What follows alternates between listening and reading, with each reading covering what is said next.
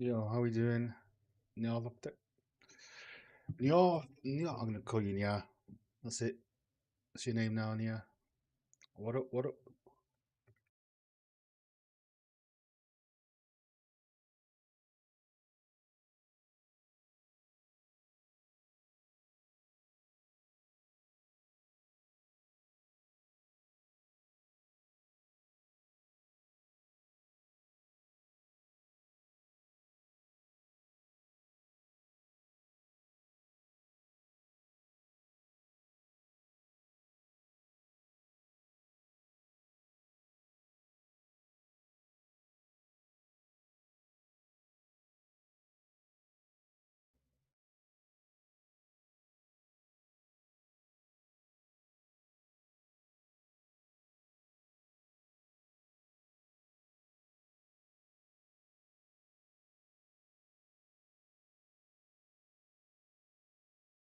What are people doing? Just need to get this one last piece.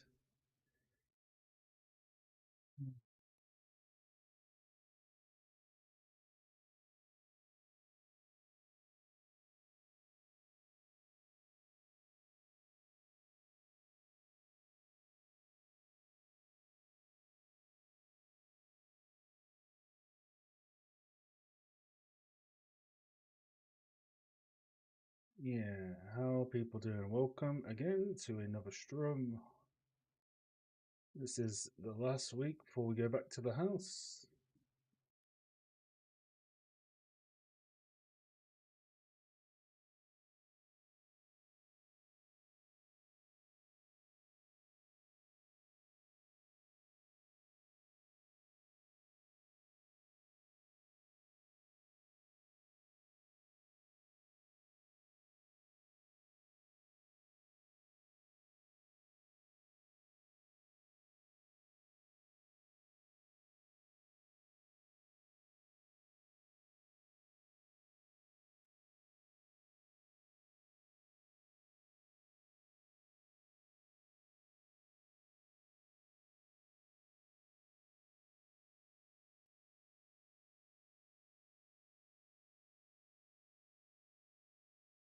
Right here. Some list to review, Patreon towards the end, and there was one last thumbnail I wanted to update for my portfolio, which I didn't get around to doing. I did a fresh overhaul of my all my thumbnails and merging up stuff. So this is the one we need to do.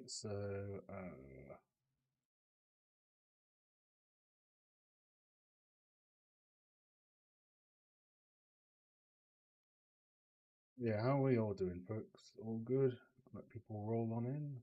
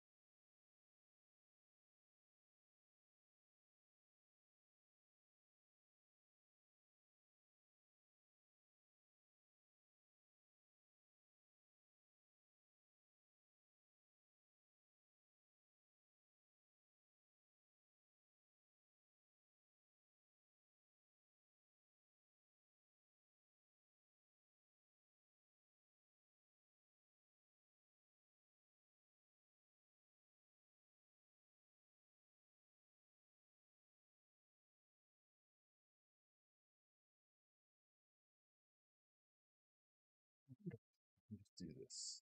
Be sneaky.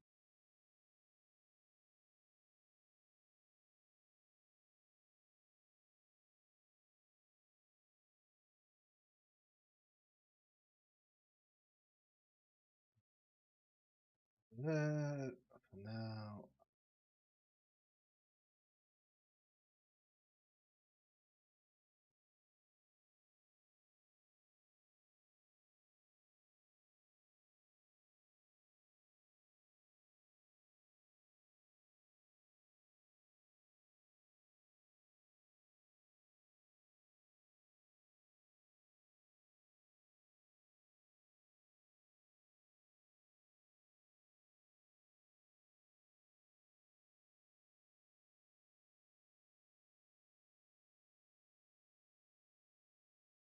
This is some clear obscure.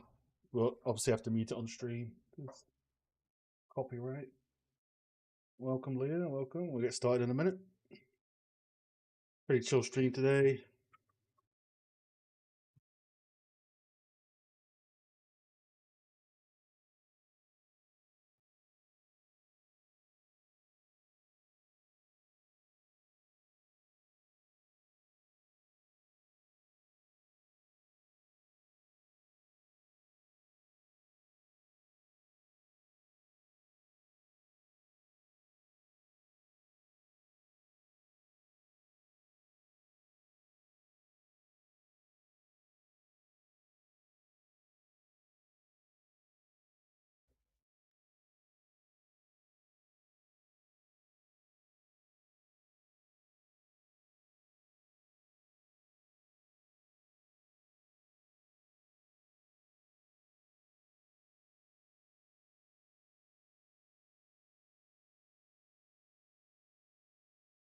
All right.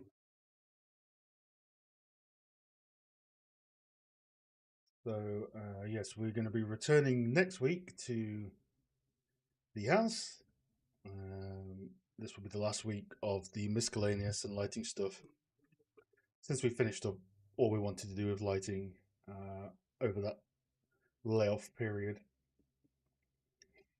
So, yeah, so I gave a talk to this university last, I think it was last November, maybe, I think, in London, UAL.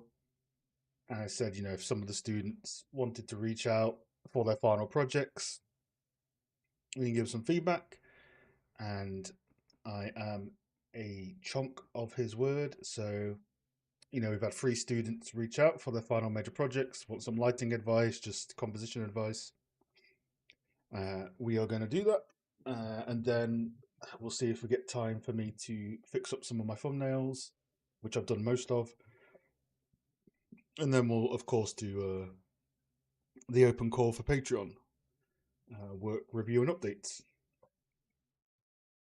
So, yeah, let's get started on these. So, we've got sort of this first scene, which I believe is being done by 2 people. So, one person doing the interior and one doing the exterior, using some weather plugins to do the overall effects and all that sort of stuff. So, yeah, let's look at this one. So, there's a few tests we can sort of do, but if I just right off the bat start using my eyedropper Power Toys plugin, uh, one thing that stands out right away is that your shadows are just, there's no information in them, right? They hit 0 a lot. You want to try and avoid hitting 0 unless it's right at the edges for like a vignette effect, right? So ideally this should have a little bit to it. What's cool about this is like a temple scene, so we can actually just, what did I end up on with mine?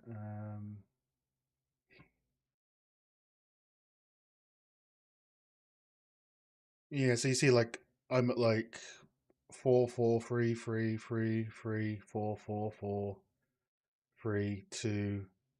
Like we never really go to a complete black. 5 5 5 4 4 3 3 2.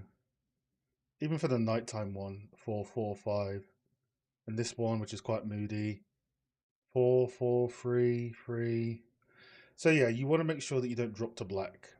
Once you drop to 0, there's nothing there. There's no information. So um, you're going to get this really flat sort of Like the thing with this, right? It's got contrast, but it's quite flat um, because of stuff like that and because of like the separation. Whereas this one is, it's got less contrast, but it's also flat because it doesn't have. You almost need to kind of mix the strengths and weaknesses of each one of these because when I look at these, they don't look like they're part of the same project. They have like different art directions for lighting, in my opinion. So I'd expect like this type of art direction in here with this color contrast, but it looks at the moment like 2 different games. So I think that comes down to planning out like what you want your art direction to be in terms of like your shadows, your highlights, um, because if this is the interior of this, it should look like it's part of the same world. So with this one, we don't obviously go to zero, but all of our shadows are 20%, which is really flat. So the reason is for a few things. Like you need the opposite advice. So, for example, there's too much fog everywhere in this scene. And when you put fog over your entire scene, it deflates value. So you have shadows that are in, your darkest point is like 18%. That's really, really, really bright for, what is meant to be a moody scene. So what I'd recommend is you go to your volumetric fog and use the distance setting to push the fog further back. Because when you have the fog everywhere, you get this sort of flat look that you've got. However, for yours, I'd recommend you actually bring the fog forward a little more, at least to get in front of these. If you were to start the fog from here, right, from about this bench. How do I pick up the? Yeah, so if you want the fog to maybe start like halfway past this building, I'd say, for distance, and then for this, you want to bring the fog a bit more forward, so it starts from about here, and then lighten up more of your ambient values here. So you've kind of got the opposite issues in that regard.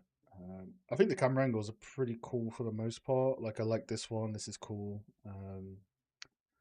This one's cool, but there's a lot of distracting light. Whereas this would be good as a framing element. If all of this was dark or lower intensity, and then the focus becomes, in the middle, right? Um, yeah, this shot's pretty cool. Again, just light's kind of distracting a little bit from here. Now with these, I would try and get the full tower in. So obviously your tower's going off the screen. If you can get all of the tower in, that would be nice. Otherwise, I think this shot would be cool with that. This shot's okay. I think maybe play with a bit of the focal length. There's also you need a lot of material work on here, right? It's repeating quite a lot. And it's very bright as well, lighting wise. There's quite a lot of brightness in this scene. So you kind of need to go blend between the two. Maybe have a discussion, right? Put these screenshots together like this, blur them all together, right? Look at the values all together and sort of govern it within the world that you're basically trying to do, right? So if I take these and copy this in here, if I blur them, right, there's quite a stark difference in the values, considering it's the same sort of universe. Yeah, so too light and too much value, too less value, too light. So you kind of need a middle ground between both of them. Um, Overall, is what I'd say.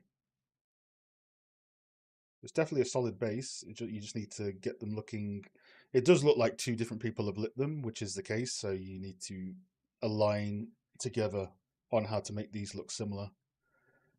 Like everything from the green is slightly more green than this, which is slightly more desaturated. So have a nice little section on Miro or whatever over here, and just outline your colors that you're going to use the same type of colors, use the same type of hues and saturations, um, and then you'll be good overall. But yeah, it's a cool project for a final major project. Yeah, I don't mind the weather plugins. It's just that they take a lot of control out of your hands, so it can be a bit difficult to control sometimes. But yeah, um, I think that's main. That's the main thing, right? The main thing that pops out is that, and then the rest would just be like vertex blending, breaking up these bricks, double checking like how bright this one is, mainly moving the fog back, I'd say, and then for this one, moving the fog a bit forward and keeping it subtle. But definitely a cool project idea for sure. For sure, for sure.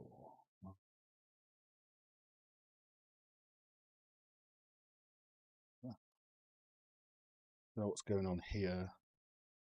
Some sort of bright lights. So you just want to check that out.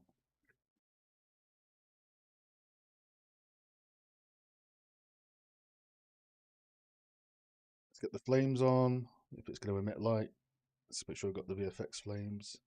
You've got them down here, but it looks like they're missing up here. It looks like. Welcome, Tarnox. Welcome, Matthias. Nice to see you.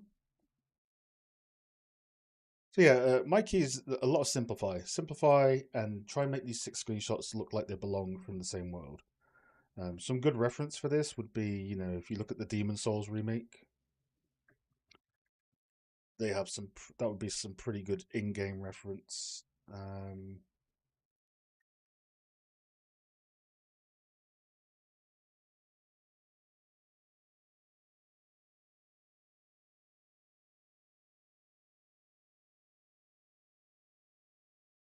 can't remember his name. Oh, am I lagging out? Am I disconnecting? No.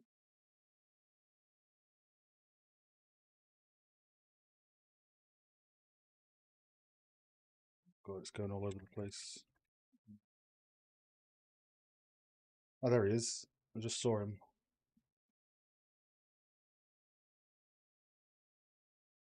Okay, whatever that was. Yeah.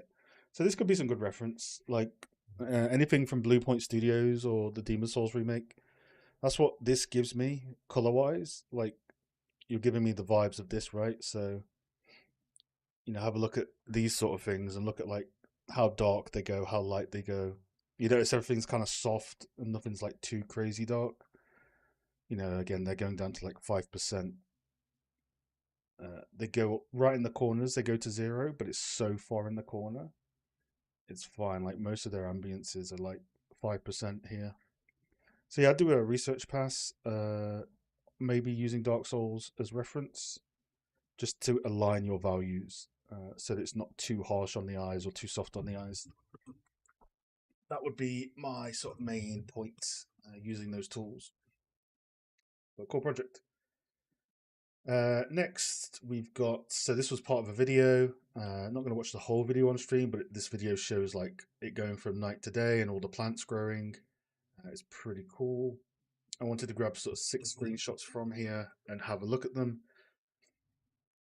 I think for this one, so you're pushing the fog further back. So you're doing a few of the steps that I recommended for this one, which are similar in nature.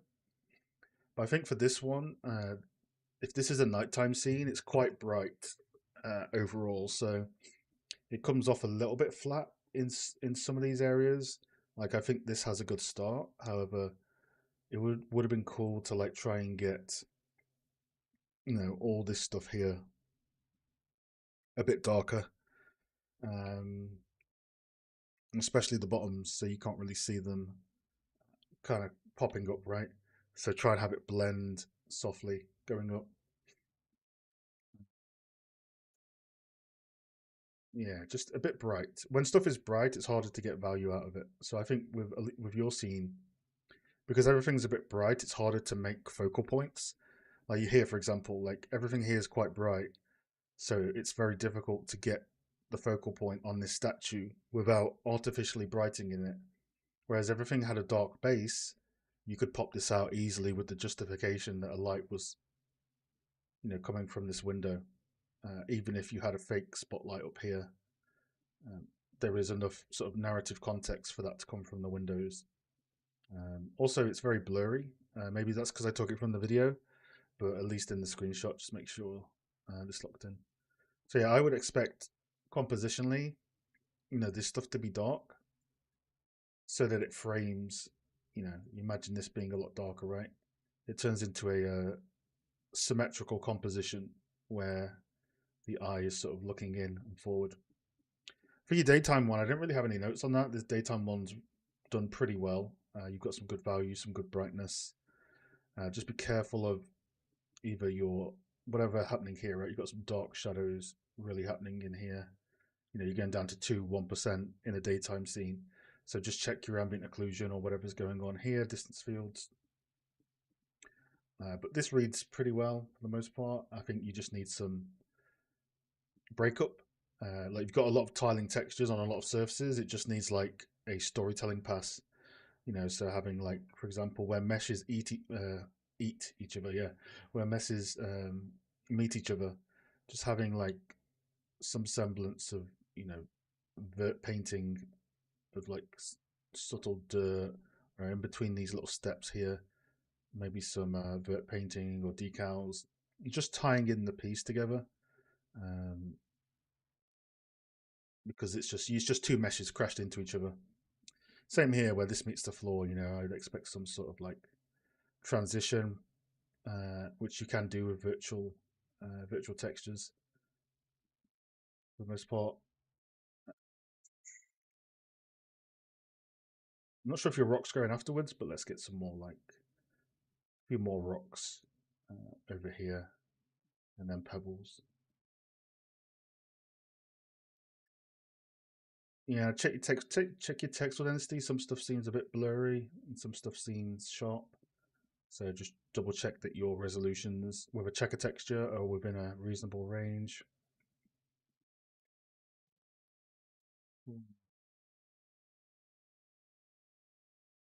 Same with this one, right? This one has potential, but because your ambient lighting is so bright, it's harder to pop this out. So I actually think with this shot, when you do a still render with this shot, I think you should crop your image from about here so that these pillars turn into framing elements that brings your eye into the image. And then I would work on maybe like this is a piano, so why is it here? Is it special? If so, I would expect like sort of a carpet to lead to it.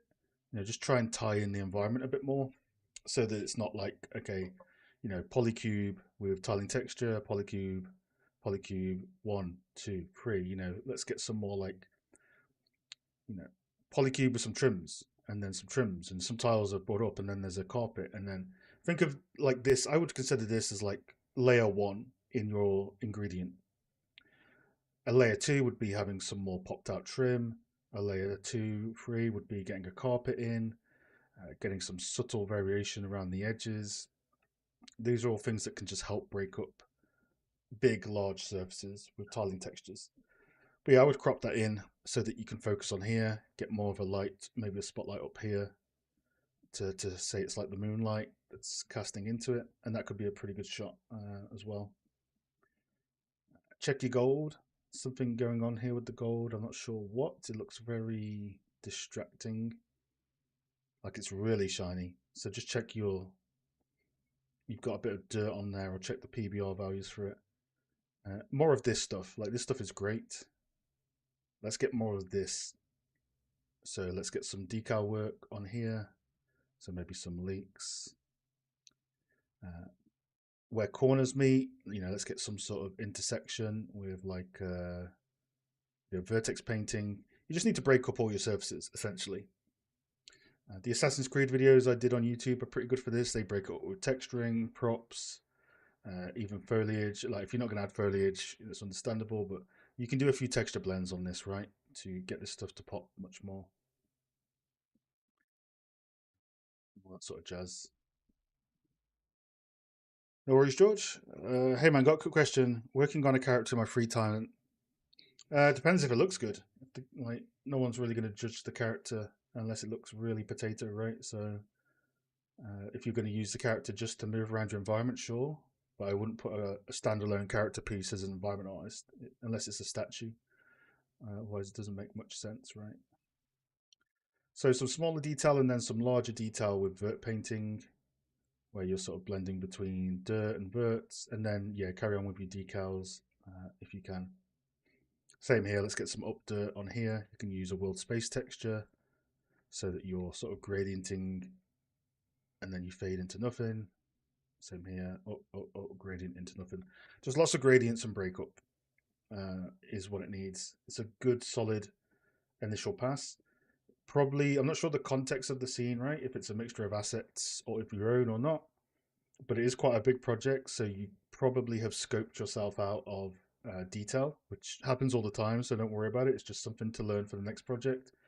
you've made something so large and grand that when you focus in on the small bits, because you've had to do something so large, you haven't had time to really polish the individual bits. So that can be the downfall of overscoping. But based on the video you did, I think it's pretty impressive as a bigger picture. I think for you, your next project, definitely focus in on something small, like a corner of a building or a single room, and make it look as good as you can, and you'd be good to go. But overall, like I say, first and second one, very solid base. Just gotta keep pushing some more layered information and work. So the fog and the lighting here is much further along. You just need, I think, you're a bit too bright on some of these values, but it's cool overall. Both of these are pretty cool. Definitely going in the right direction. And yeah, the video of the growing stuff was cool. Just bear in mind with videos, right? Not everyone, most people aren't going to watch a video on ArtStation, sadly.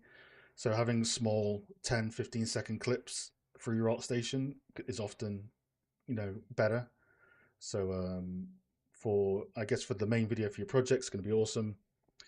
And then slice that into smaller clips on your ArtStation. So I think, Ilya has done this on his most recent relight, right? So he has, as you scroll down, he has like smaller clips that are just automatically playing. So we can scroll past that. Then he'll have another one. His are under 30 seconds, but it's better to splice in video clips so that they autoplay as you're scrolling because it will catch the employer's eyes. Other than that, no massively long 3-minute videos. Shorter clips like this. Like this one's 1 minute, so probably most people won't go that far. So I think 15 to 20 is a good sort of one for the most part. But no, cool, good stuff, man. Keep it up. Just yep. Hopefully that helps. Take a quick drink.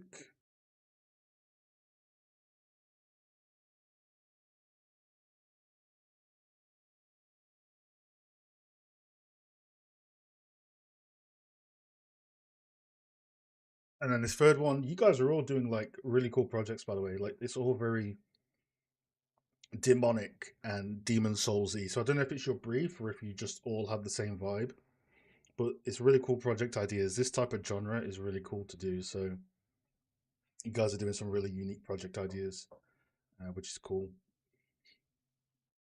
It's all got that sort of darker theme to it. So yeah, a lot of the same feedback for these two. I'd say it's same with this. Like I think this one is scoped in very well. So the focus is on this sort of centerpiece of this a bunch of arms reaching up. It'd be hilarious if one of these hands is just like giving the middle finger as like an Easter egg. That'd be so funny. So this one's scoped in well, so the focus is on sort of just that one bit.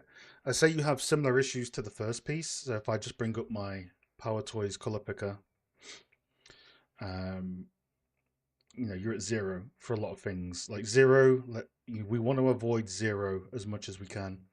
So I'd recommend you bring up your ambient lighting, either your skylight or whatever you're using to do your ambient lights. Probably a skylight, right? Just try and get this up so it's at least 4 or 5%. So there is detail in there. But as you can see, you have the same problem as, which is a good problem to have because you can solve it, right? You have the same sort of technical problem as this one, right? They're both very harsh on the eyes because you don't have enough in the ambience to sort of bring up these shadows. So tackling that is going to be your first forte into helping the readability of the scene. Same here, right? It's hard to don't really know too much what's going on here. This shot is cool. This shot is cool. This shot, I probably wouldn't use this shot personally. We can probably find a different shot for that. Let's get rid of this. Cool composition idea. You definitely have an eye for composition. I'd probably say if we're going to use these hands as uh, framing elements, I would lower the intensity of the lights Because right now the intensity is almost, what, you're at like 60, 70, 60, 70. This one's quite hot in terms of like 90%. Lighting hot, not like, oh, this is a hot arm, just in case someone takes it the wrong way. So this is quite a hot light, and the light on the sort of mummified character is actually lower than these. So if you think in terms of value hierarchy, this light should be the strongest, and this light should be much more subtle. Like I would even try to silhouette a lot of these hands, just have a super low light so that they draw your eye into here and don't get distracted here. Also, this rock is pretty distracting, probably because of the light on it as well. So let's sort of control that. This shot is cool. I like this shot. I think you don't need much more on this shot. You just need to, fix these sort of areas um, over here, right? You get a bit lost in all this darkness. It's a bit too dark, essentially. But this one reads quite well. Let's have a look. Let's do a quick test and sort of blur them.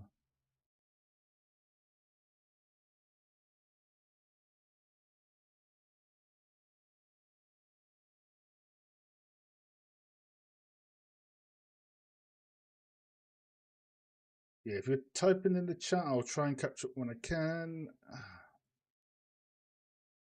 I get your point having a coherent before there, but what about aspect of creating art in the first place?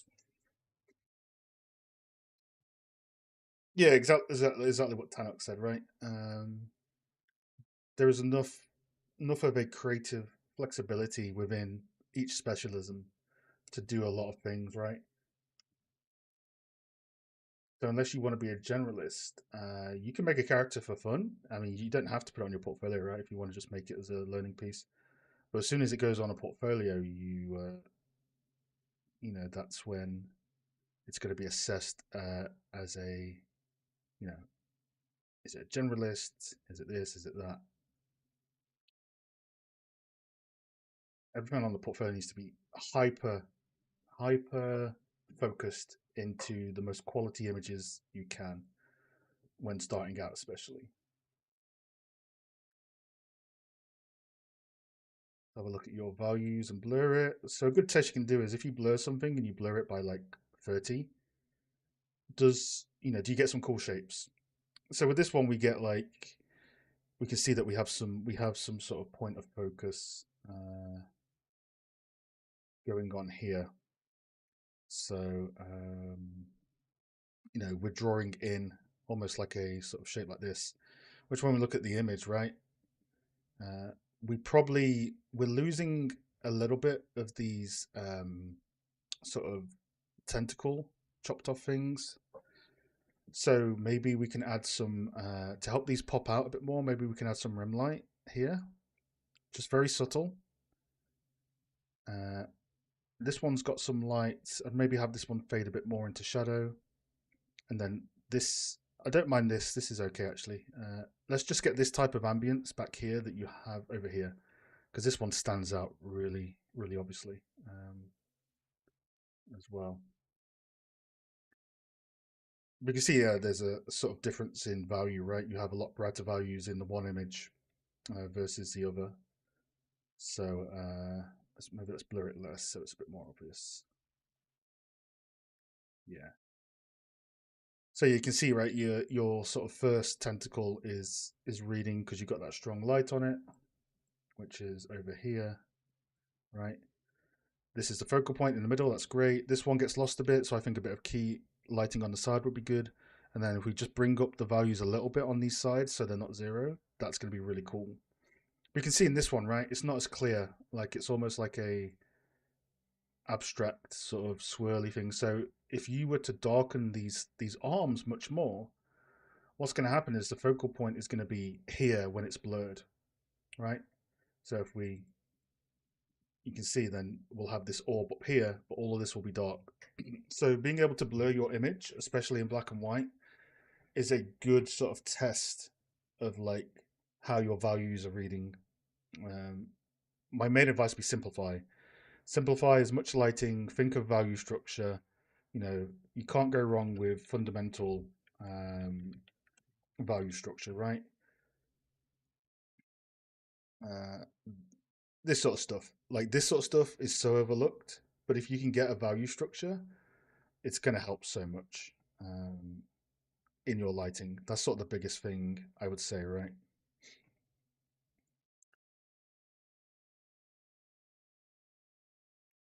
Yeah, this is good. So yeah, this sort of stuff, right?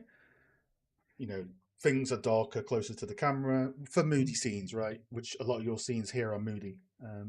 They're darker and then they get lighter as you go in. And fog, when you bring fog all the way to the front, it actually disrupts your value structure. So you want to be careful of that as well. You need a little bit of fog. I'd say you want a tiny bit of fog starting behind the arms, but just a tiny bit, because fog in interiors shouldn't be that much unless you've got a lot of windows. You can go a certain amount, but as long as you offset the fog so it's not starting at the camera, you can get away with a lot. So, in my temple piece that I recently did, I redid my value structure a lot. It took quite a few attempts, um, but I was doing that same thing, blurring the image, right? So, the value structure here is a lot more simpler. It goes darker into light, but not too light. And the fog, in all of these, the fog starts about 600 to 700 units in the background. I don't let the fog come all the way to the front, because as soon as the fog comes all the way to the front, you are losing value. So I keep it more localized to where the windows are as well, right? So that's going to be the key when you do these screenshots. Just make sure you try and get some sort of value structure in there when you're doing it. But yeah, hopefully that helps. Again, shout out to UAL in London. Did a talk for those guys last year, and I said reach out if you got project work, and they did, and we will keep our word on that because those guys are awesome. They've got some good stuff going on. So yeah, shout out to you guys. Hopefully that helps. Let me know how it goes in a few days, and we'll be good. Um, cool. So I'm gonna go and finish off my last thumbnail now. Because I was rehauling my portfolio. Well, not portfolio, but obviously the layout of my portfolio, right? So less is more. So I put all my old professional work into one section. I took away some of the talks that weren't as relevant, changed the borders, took the Unreal logos off, just trying to keep it as streamlined as possible. As you can see, we need to fix this thumbnail, and then we'll be good. So we'll do that, and then we will move on to we'll have a chat for a bit, and then obviously we'll do the Patreon live voice call with our amazing community. Do you think adding animation at showcases? You can do if you want. I mean, it's not really a big deal to add animation. Adding animation usually means you need to add a video. Most people won't watch videos unless it auto plays and it's a short clip. So I think it's a cool layer of polish, but I don't think it's a main ingredient to you having a good environment art portfolio.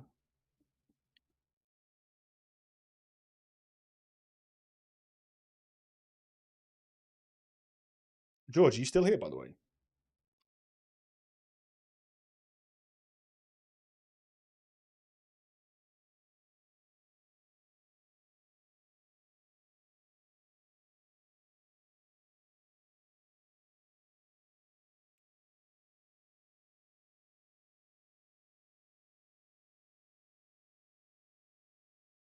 Where did I save this PSD? I realized, George, when we did that demo, that Cambodia demo, and we're having that fog issue? So I think that was just Alt F. I think it was just a very simple thing that the fog was disabled in the editor on those computers. So Alt F enables fog in the viewport. So I just think it was just turned off by somebody. I found that out a few weeks later, which is always the things you don't think about, right? It's like, oh, it's turned off in the viewport. Who would turn fog off on purpose? How dare they? How dare they?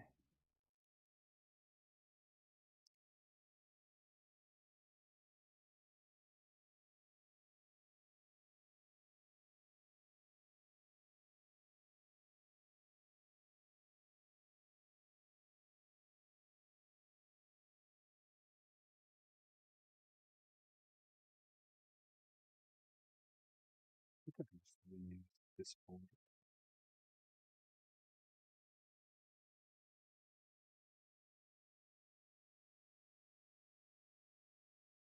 Yeah, like I thought it was something like really like something wrong completely with the values, but no, literally I was like, oh, there's a hotkey Alt F to disable fog in the editor. I was like, oh, oh, okay, because I've never assumed that would be a thing, but now if I do a talk at universities, I know exactly just to double check that every single time, which is cool.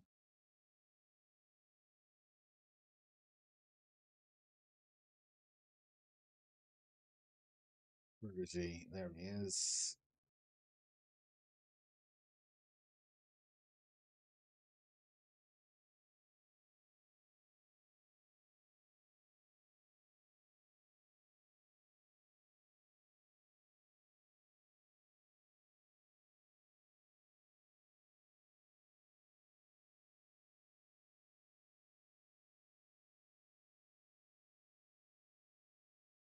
Second best lighting in that game. Yeah, can't compare to certain lighting, right?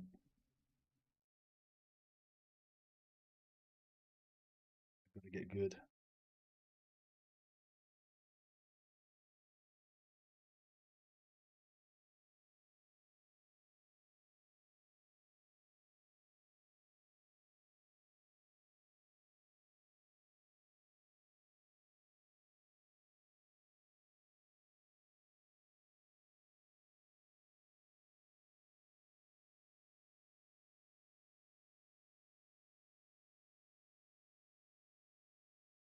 Either Rockstation's very slow, or I'm using up a lot of resources.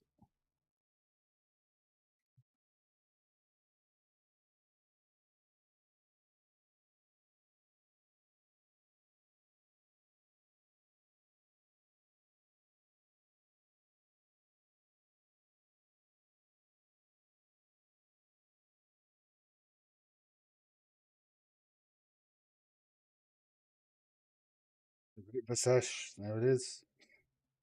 A master of cats. That's true. That's true.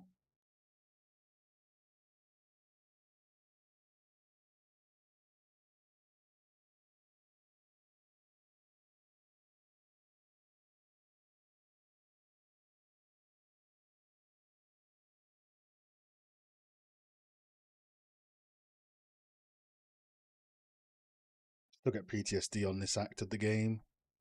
Just how chaotic it was to work on. I used to crash all the time at this part.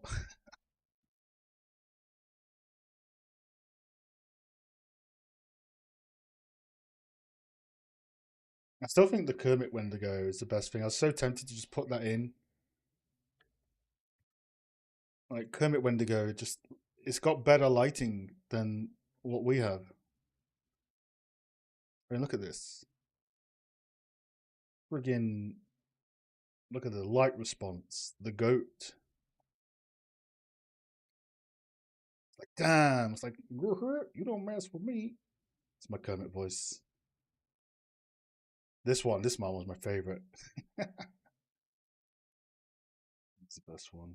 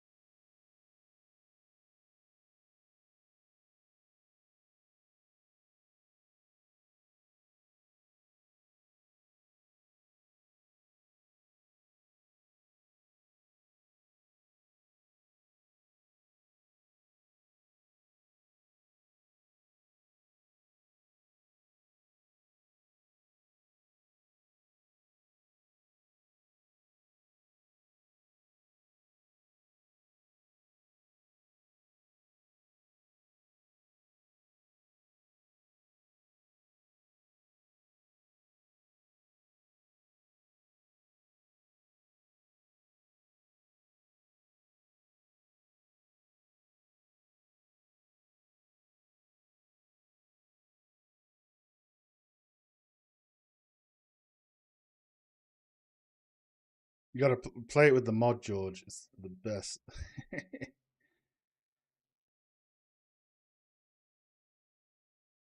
I'm new here, as well. Hey, cheers, Saba. Nice to meet you. Welcome to the stream.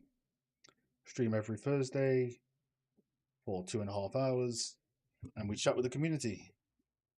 I work on various things from environment art to lighting to reviewing work. But yeah, glad you enjoy the videos.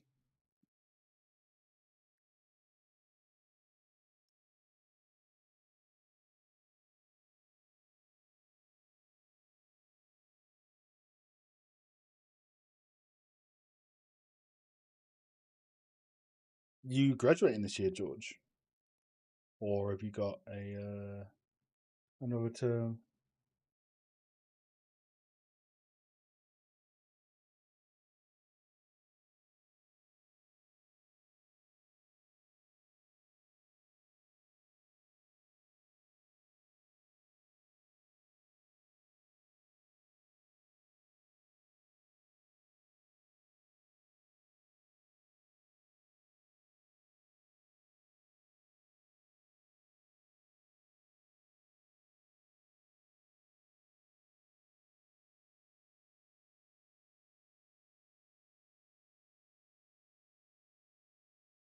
Has indeed gone pretty quick.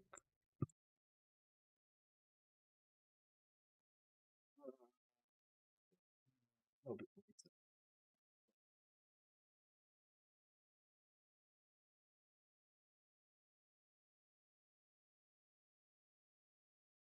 That's it. It'll be a graduate. Get your graduation show. Whereabouts in London is your graduation show?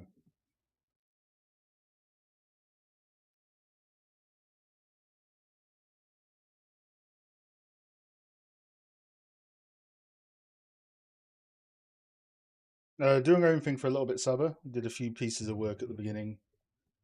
Might get to do some at 9 because then Patreon feedback from 9:30. Yeah, maybe so. We've done 3 pieces so far, fairly chunky projects. But I want to make sure I get this done.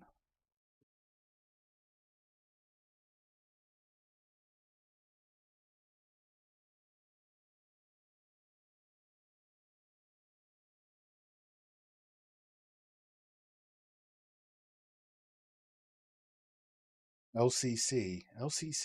Where's that? I'm not. No, I'm not familiar with London terrain.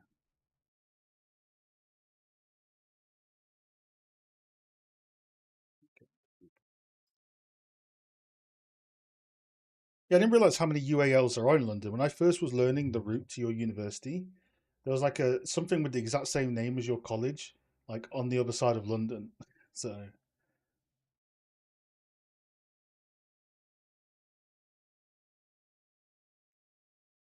works. Yeah, okay. We're clean, we're streamlined, we're minimal. We're minimal.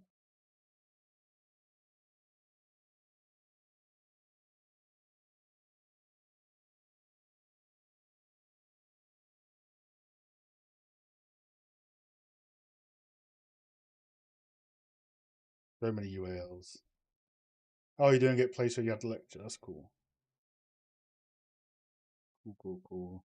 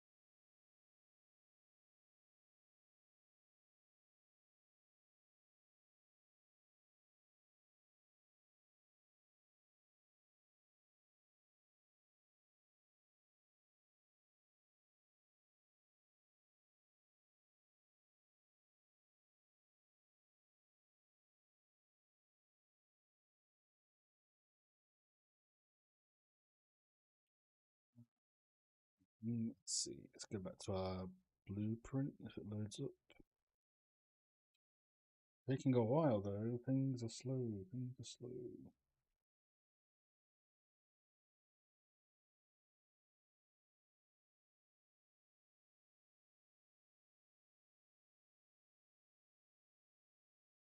Do you filter your projects from AirScape? With how much AI stuff is on ArtStation? I doubt AI ArtStation do anything like that.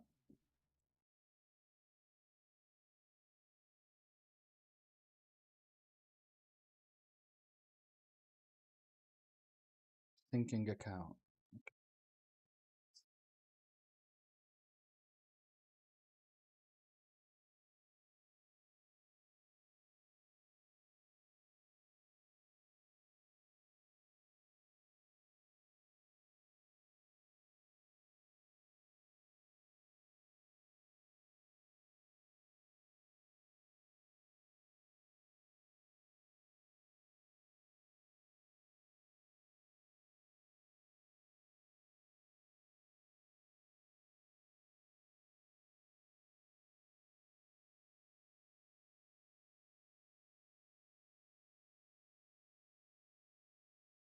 We're having trouble connecting you to Epic Games. Weird. They banned me. Nah, can you imagine? No new major projects for now. We're going to go back to the house next week. So we were just doing blueprints. And then we were just gonna we're doing view these EUWs, and then I wanted to at least make it activate on a trigger, and then that's my blueprint stuff locked up then for a basic understanding of it at least. Do eventually want to do like a proper full-on daytime exposure scene with interiors, but probably not anytime soon because we'll hop back to the house next week. Start getting that Blockout finished. Yeah, my Epic Games is just not. I don't know if your Epic Games is working, so I think I'm just gonna hop into some Patreon feedback to keep stuff rolling on. So I'm gonna hop into the Patreon channel. Try I'm in now. Share my screen. Let's not forget to do that.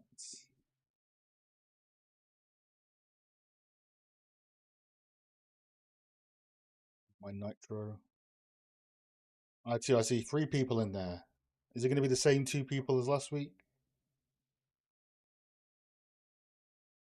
Chonk, yeah. That's my. I have no progress right now. Meow, meow, meow. Do you have any experience in virtual production? I do not, sadly.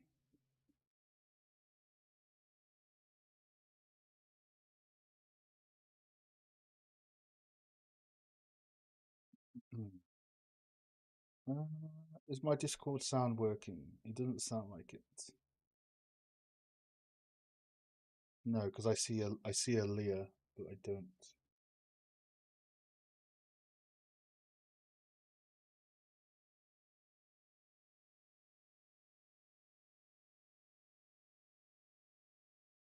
Hello? Oh, I hear you. My headset turned off.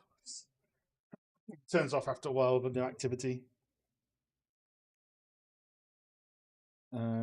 Cool. How are you doing? How's this stuff going this week?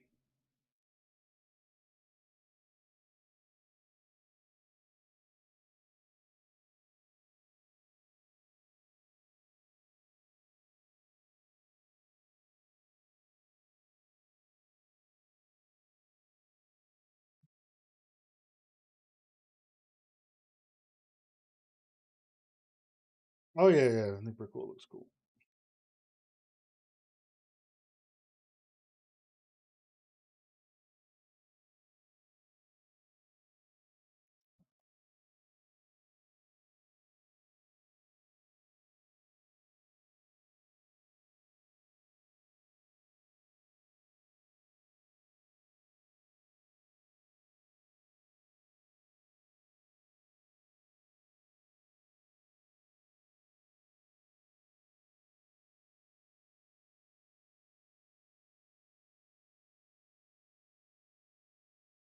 Bricks and stones.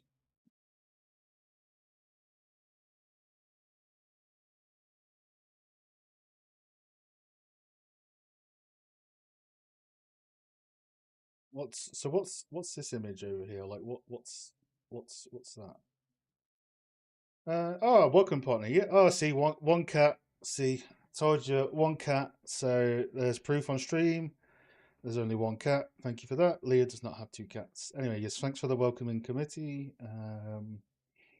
Let's have a look then. So yeah, for anyone on the stream, I think you're probably familiar the most with Leah and V's projects.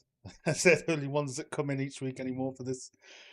But they're always on the Discord. They're always in the voice chat, streaming, chatting. So they're getting feedback a lot as well from myself and a lot of other awesome people. I say Fabio, Mark, um, all that sort of stuff, right? So she has been jumping into Houdini recently. So you're trying to make tiling textures, I believe. Like this is not tiling.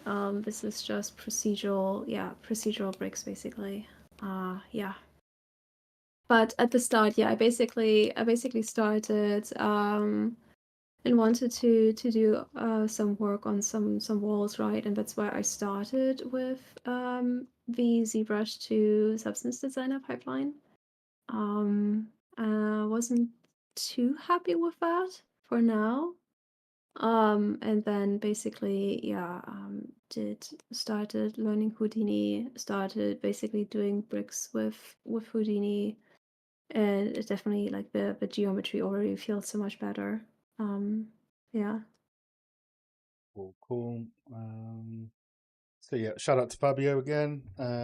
For again, he's one of our resident Houdini wizard on the community, always giving sort of tutorials and guides in the voice chat, which is a really cool part of the community as well. So yeah. For your first attempts into like rock tileable, this is a good progress for Houdini. Hmm. I think That it's was better just because yeah, recording. this was quite small and from a distance it becomes quite noisy when it's so small. Yeah. Whereas here the scale's a bit more proper. Like I would definitely, if you go with this type of rock, just push some outwards and inwards a bit more if it is going to be Mm. separate geo, because you get like pieces like this where it's like flush. So just Mhm. push and pull a few more, and be wary of your level of one textural density, but noise because this looks way sharper than this. So Yeah, exactly. you got to make sure that this stuff all works together. Um, Yeah, like with exactly. the docks look different to the crates, so which looks different to the door. So those little Yeah. things are the things where like the door, the planks, and this brick look the same art direction, but then the crates and Mm. the stones here obviously look a bit different. So Yeah. that's what the asset zoo will help you do as well, right? It will help you make things look all similar. Yeah, exactly. Yeah. Yeah. Uh, yeah, metal could. It feels like this could be sharper. There's something like missing in terms of sharpness. Like this Mm. needs like an unsharp mask. It looks quite soft and blurry for metal. I expect it to be like Mm. super. Well, you can see the difference, right, in the albedo sharpness of like this Yeah. versus like the rest of it. So Yeah, even though exactly. there's obviously too much visual noise here, the general sharpness is what I would sort of expect. Mm. On the same with the cavity, right? You've got some cavity in the albedo here. There's no cavity on here, so you can't really tell this is planks, or you can't really see the edge pops on here. So it's Yeah. just those sort of things, making sure everything has the same final ingredient pass. Oh, it's got a bit of cavity, it's got a sharpness, it's got this, that. So this one is definitely the right Mm. direction, with less visual noise here, but the right overall direction with the sharpness and the sort of cavity information on what Yeah. you're doing. Yeah, exactly, Yeah, I assume exactly. this is just work in progress, so I'm not gonna judge the roughness map too much. I think you already know you need a lot more noise and photo detail in here. Yeah, exactly. Like a bunch of it is also the material function for the puddles, which Hmm. overlay, I guess, the roughness. But yeah, yeah. It's Have strange. Not sure what's going on here. I know, Looks a right? bit Yeah, weird. yeah. I But agree. yeah, have it just compare with like kind of V's been going hard on sort of the wood roughness thing, so he'll probably have a lot Exactly. Yeah. more that he can show you that what he's been able to do with the roughness. Because obviously these are like it's too blurry, right? It needs to be Yeah, yeah, yeah. roughness should be some of the sharpest and over the top looking maps for this sort of style. Yeah, yeah, yeah. Yeah, I think it's really just a material function that is overlaying the roughness map. Yeah. Yeah,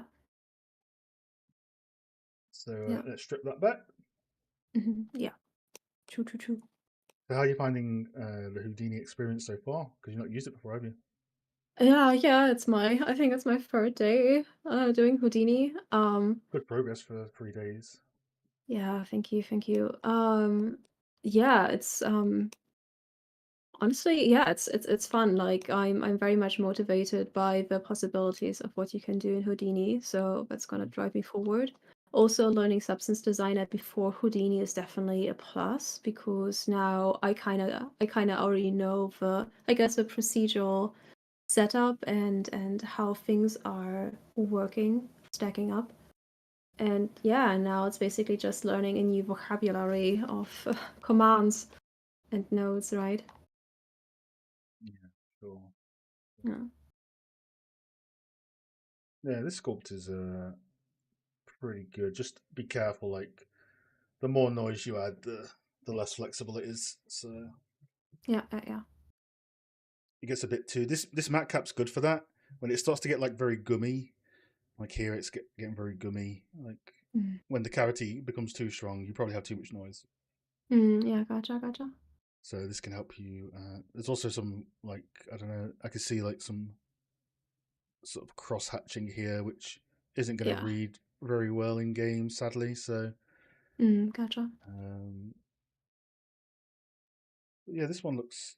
This one's definitely coming along as well. But it depends on Mm. like what you're going to be doing now. Like, are all your materials going to start in Houdini and finish in Designer, or like what's the process now for? Yeah, I think yeah, I think what is it? I wanna focus on Houdini for the next week. Get really good at it and then yeah, bring them all into Substance Designer for procedural texturing. Um Yeah, because the visuals definitely speak for themselves, and also the idea of having everything procedurally done so that you can basically just go back and reiterate super quickly, right, in a non-destructive way. That's I'm sure that will save me a bunch of time in the future. So yeah, I'm willing to invest that time and focus into Houdini. Yeah, Cool, cool. Yeah, don't forget about the making sure you have good unique detail as well. yeah, yeah, yeah. RGB masks, like this door will be a good RGB mask, and Mhm. and then obviously the moss, which is going to be a big thing that affects the way stuff looks. Yeah, exactly. I definitely want to go back with them like to the moss at some point. Right. The entire thing that I have like here on the top. Right. But yeah, that will be a little bit on the back burner for now until I get good at Houdini, until I know how to properly do it. Yeah. Cool. So yeah. Yeah, this week a bunch of learning. New skills. That's why not a lot of visual outcome, but I'm Not every sure, week is going to be like here's all the visual stuff. Like it takes a lot of time to learn new skills and iterate, which is why when people do projects, right? If it's a massive project, you don't really get time to remake the things because obviously you've been remaking this one section over and over and over, and every time it gets better and better. yeah, Whereas if you had the whole dock like you originally were going to have, the whole city, you mm, can't, you don't have time to do focus or reiterate. So yeah, exactly. I just think that that single grid of the docks is a good one for now until you can get your material def down. But yeah, there is definitely a level up and difference in the material definition and sharpness in this Mm. brick wall texture versus the rest of the scene. Even though this brick wall texture is a little bit too noisy, I think in the albedo, Mm. it has the right sort of sharpness. It's if the rest of that can follow the same Mm. general sharpness and detail, I think you're going to get some stuff popping really nicely Yeah. in here as well. So Yeah. Gotcha. cool. Yeah, I know you're more on R&D now for at least this week and next week. So I think it's good Mm. progress overall, I'd say. All right. Gotcha. I'll probably Glad to check out hear some it. of the. Sorry, what was you saying? Glad to hear it. Cool, cool. This was Fabio's portfolio. Yeah. Yeah. Yeah. Fabio's art station. Yeah. Shout out to the wizard Fabio. There's a bunch of stuff. Does everything, Yeah. Yeah. which Procedural is awesome. wizard. I'd Did probably amazing compare stuff. your Yeah. sculpts to Indiana Jones because they do have noise in their sculpts, but just check the general balancing and see if you can Mm. use the same sort of matte caps or anything like that. Because that's probably the standard you're kind of leaning towards with this stuff, at least with what you're Mm. doing. Where was it? There's a guy that just did some. Oh, the Zoram stuff's come out as well now. Yeah, like this sort of stuff. Like some of it's yeah, like this type of noise. Like even though like a lot of people wouldn't recommend it, I think it's still good to have some noise Mm. in here. Um, Obviously this is with like a matte cap grey sort of feeling. So Mm. I think it looks like the same style you're sculpting your stuff in. So I just get a few benchmark examples of the some of the sculpts from any of the artists that worked on Indiana Jones and Mm. compare yours to it and be like, okay, am I are my levels of noise from Houdini matching this? Is my albedo matching this? Mm. Um, and vice versa. But yes, it's definitely some big improvement on the brick wall with the material definition as well. Nice. Nice. Nice. Nice. Cool, cool, cool. Yeah, brought up the albedos, roughness. Just gotta get examples of those and offer those to be same sort of style. Mm. What's like the bigger picture of the docks looking like? Have you got like the main render of the docks? Mm. The main render of the main render Same for cat dogs is. AI. This is AI photo. Haters gonna say it's fake. Notice this cat doesn't show its face. There we go. Like this, uh, like yeah, I guess this is what it looks like at the moment, right? Because you've been yeah, working on the exactly. wall behind it. Yeah, yeah, Exactly, cool, exactly, yeah. cool, cool. Oh yeah, any Mhm. update on the cat? Is it breathing? Is it not that it's dead, but I mean, is the have you got the have you done the just making the cat breathe right, or is that on hold for now as well? It's on hold for now as well. Yeah, yeah, yeah. Yeah. Cat slipping. Cool, cool. Yeah, good stuff. Keep going, keep going. Mhm, Let's mhm. get in there. Let's get in there. Have you got any sort of questions you would like to ask or anything like that? No, not really. Not really. My mind is filled with Houdini. Yeah, no worries, no worries. Yeah, get some try and get some buffer visualizations of which they can be tough to get, but there are ways to get them and ways to find them online Mm. as well with tools, but getting some buffer visualizations is a big one because if these look right, these buffer visualizations, everything else is going to work with it. So Yeah. Yeah, yeah. but that's the hardest part of environment art, the material definition. So it's Mhm. natural that you'd be spending a lot of time on that. Yeah, Yeah, yeah, good yeah. work, good stuff. Learning all the things. I know you're working super hard on stuff. So yeah, good job. Yeah, thank you, thank you. Tell V I don't want to see him. Don't he better not come in here.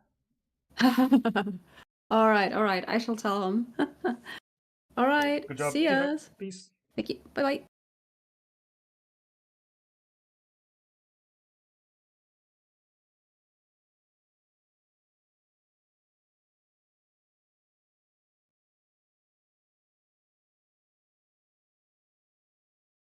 No, get out.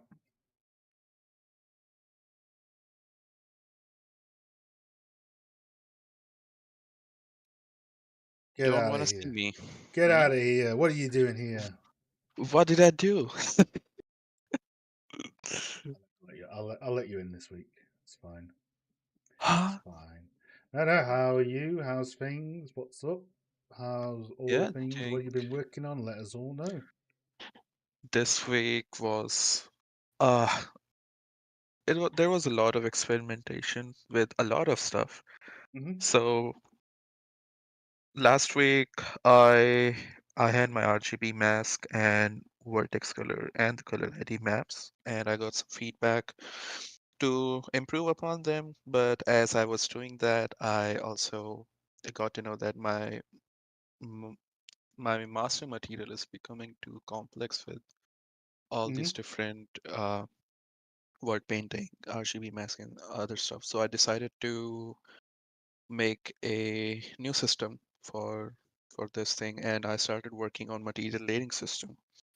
Now on paper it does work for my project, but I haven't posted any pictures on the Miro board because I still needed to do some stuff for my word painted texture, which I've changed.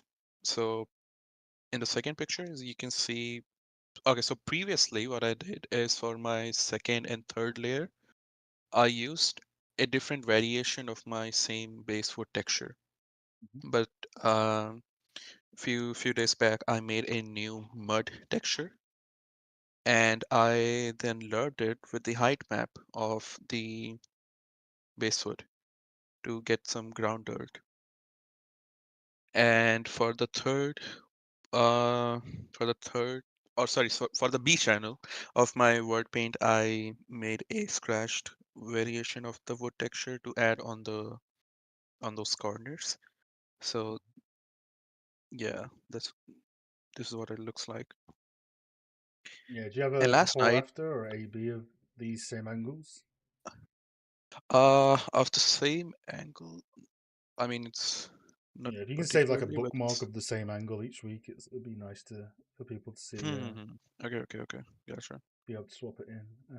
Yeah, But yeah, I did material it for laying. the That's probably the way to interiors. go. Like that's always the way I recommend outside of master Yes, materials because you can just it's like Photoshop. You can just move the layers up and down, and exactly. So I already have a like I made some material layers and material layer blends. I still need to experiment with it. Um, it's still in the R&D phase, so that's why I like didn't put any picture. Yeah, What's this? What's this ancient thing? Is this handwriting? What is this? That's cool. yeah. Do you have a? It'd be good to see the buffer visualizations of these as well, like the roughness and the albedo. If you can put those up, Oh, yeah. Wait, just a second.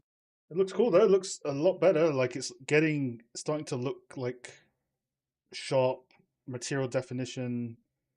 Mm, Like wood is wood, metal is metal type of thing. So it's definitely improving a lot. Yeah, if I'm trying to find your mhm. before afters, yeah, definitely improving. It would be cool. I don't know how you're doing the you've got this sort of substance look, like the rust is the same everywhere. So if you can just paint that out a little bit, it'll be more organic. Mm, yeah. It's the pixel density that's bothering me for the RGB mask. Yeah, it's always going to be out of TD, but that's why you're meant to keep things Yeah. subtle. Yeah, I need to break up this. How do I make this bigger? Mm, okay, I can bring this picture up in here. Oh my god, this is the maximum size the pen goes. How big are your images? Jesus Christ. It's just like my scope, Yeah, Giant. can't even can I overwrite the We can But yeah, anyway, yeah, just break up this because it's very we can make sub this picture small if you want. Oh my god, I was drawing over it. Oh, Corrupted. He's trying to hide his wait, work for feedback. Get him. wait, can't you edit the picture? I think you can, right?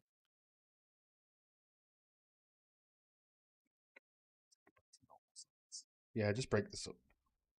Okay, okay, okay.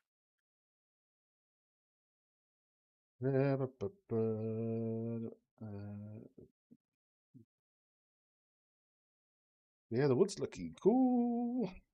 Wood is looking cool for sure. Yeah, it's getting there. Easy a buffer vizzes.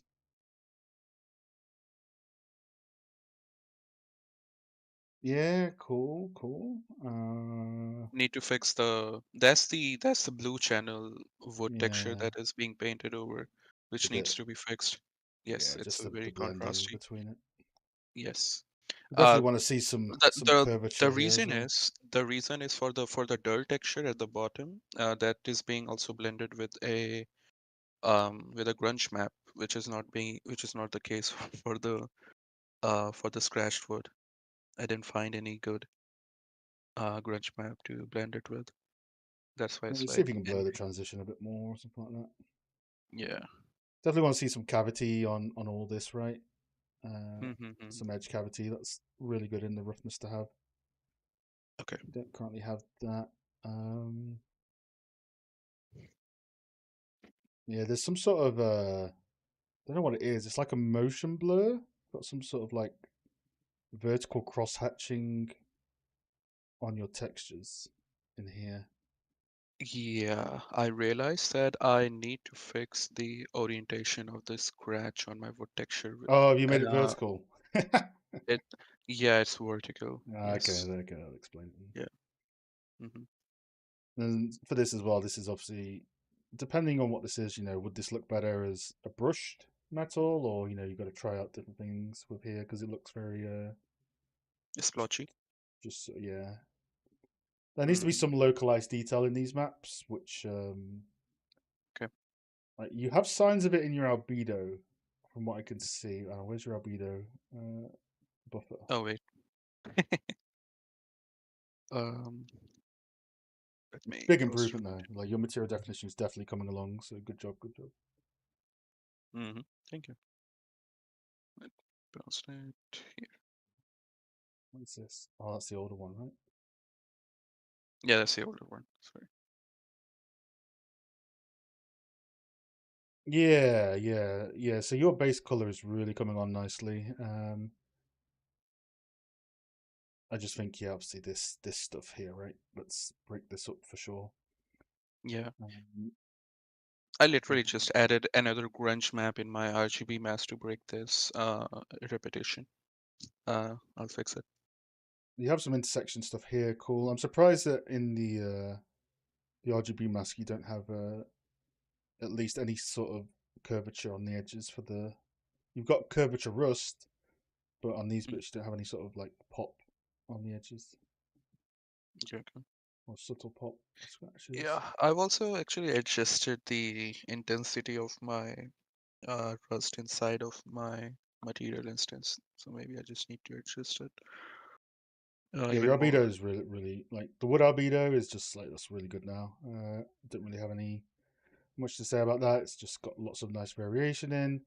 Obviously, Mhm. the metal albedo actually, yeah, that looks cool. It's just the amount of rust one, and then the roughness. The roughness is kind of still like one or two steps behind the albedo. So Mm-hmm. um, Yeah, you definitely want to keep working on that, especially for metal, because that's where you can go ham with the yeah, metal. that's Because true. I would expect a bit more like you got quite a middle grey range of roughness, whereas with the surface, I would expect like stains and grease, which would introduce very dark, sort of near Mm, black values of shininess. So I'd expect more spectrum of roughness on the metal. The wood, I would okay. expect it to be mostly kind of grey and white because it's wood, right? But here, I would expect to see some more subtle areas of darker Mm. shades of roughness. But yes, yes, And it's definitely leveling up a what's your lot. feedback on the wood roughness? What do you think about that? Except for the for that It's just scratchy like, wood. yeah, the blending here, and then Hmm. maybe adding some, like, you've got something here, but it's not got much information. Like, I can't see much of the wood grain behind it. That's the mud actually, which is the Yeah, I would roughness expect to see map. a tiny bit of the wood grain Okay. underneath it. Um, Okay. Mm. and some very subtle, like these areas, right, which look really nice. I'd expect to see very subtle amounts of that in here, which I don't see. Like it's not even in there at the moment. Mhm. All right. Yeah. So they need to behave the same, and you can add extra stuff in the roughness afterwards, but they still need to have like these big shifts. I would expect such a big shift of this sort of faded out wood to be represented in the roughness, Roughness map. um, Okay. Mm. for sure. But no, the like I said, the wood is you're almost there with it for the most part. To be honest, yeah, you're getting very close to nailing material definition for this counter. Yeah. Yeah. Thank you. Mm. Yeah, yeah. Cool, cool, Yeah. cool. It's just that a lot of stuff was going on this week. Was- It's all right. Yeah. You don't have to be like, you know, having the most massive updates every single week. Some weeks are going to be slower than others. Some weeks you might take off. It's completely fine. So Hmm. there's no Yeah. pressure, right? Yeah. No pressure at all. But yes, it is starting to read really, really well.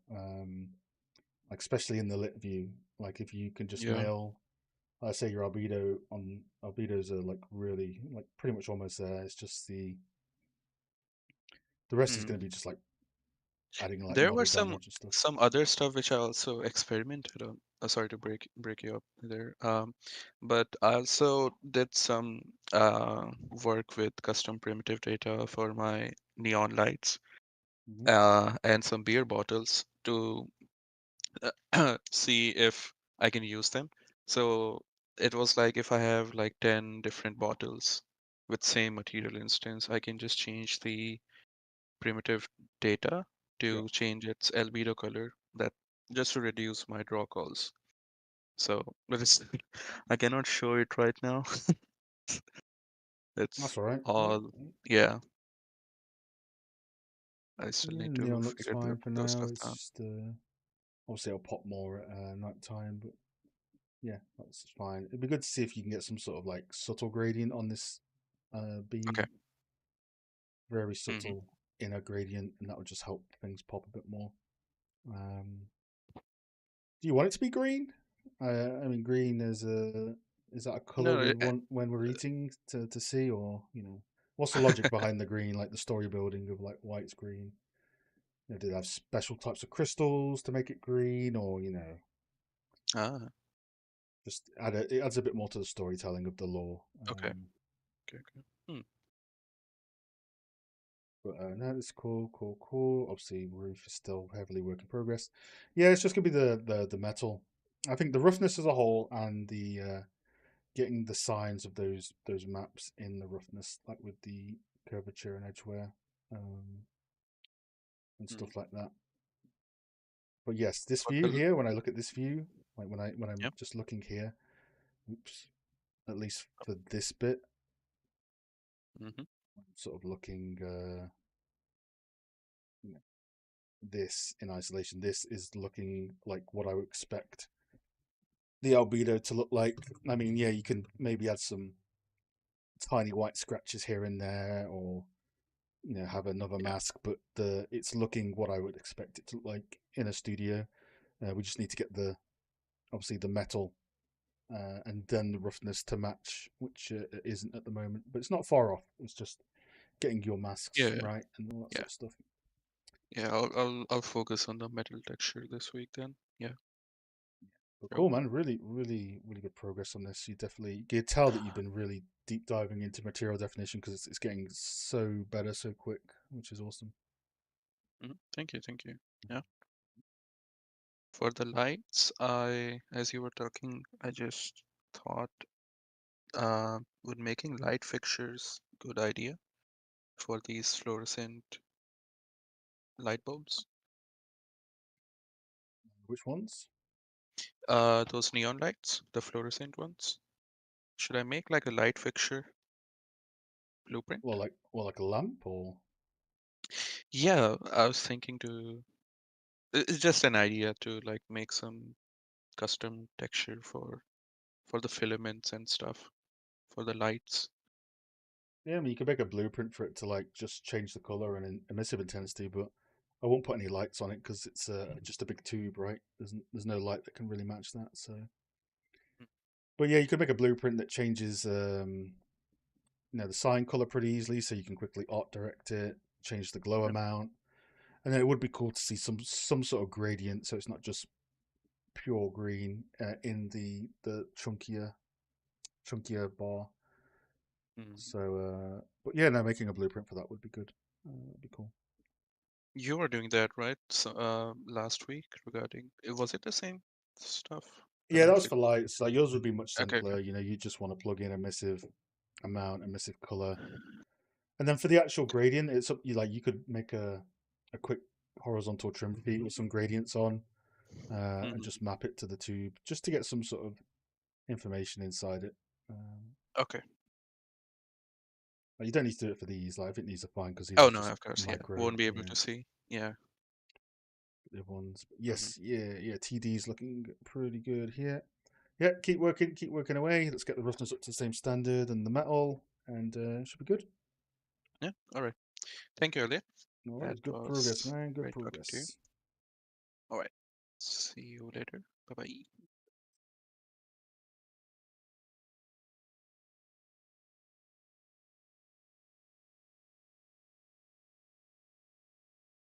Yeah. Again, if you're Patreon, feel free to drop into the voice or let me know. Really good. Yeah, good progress. Good progress from the usual lot, which is cool. Leveling up the skills. That's what it's all about. Iteration and iteration. I think when you approach a project, you have to consider the fact that you're going to be remaking the same things over and over, which is why like a small building, a small interior can look like a small amount of work. But when you factor in the learning that you're doing to remaking the same things over and over, it becomes much more time. So yes, I would always say quality over quantity for the future is always the goal, right? So scope is the main enemy of everybody. It's the main enemy. Elliot. Oh, someone joined. Who is it? Oh, it's John. Hey, Hello. Nice how you talking to you doing? again. Good, Yeah, good. How have you been? not too bad. Obviously, we're strumming. We're strumming right now, so you're on the strum. Yes. How are you doing? So you joined sort of a few days ago. I know you've been vibing out on the voice, which is awesome. So yeah, how's things going for you? Is there anything you'd like to update the stream on, or anything you're working on, or anything like that?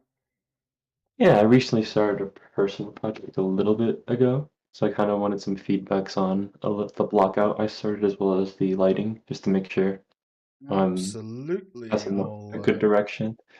I'll share my screen so because I know YouTube is delayed by like 10 seconds or so.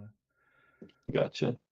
So yeah, you can feel free to either throw them in the side chat, or if you have a mirror, you can link me. Whatever you're most comfortable with. Sure. I have a Miro. It's my first time using it though, so pardon if Oh, it's no, not that's as. all right. I love Miro. Miro is the goat. Okay, let me. Miro is the goat.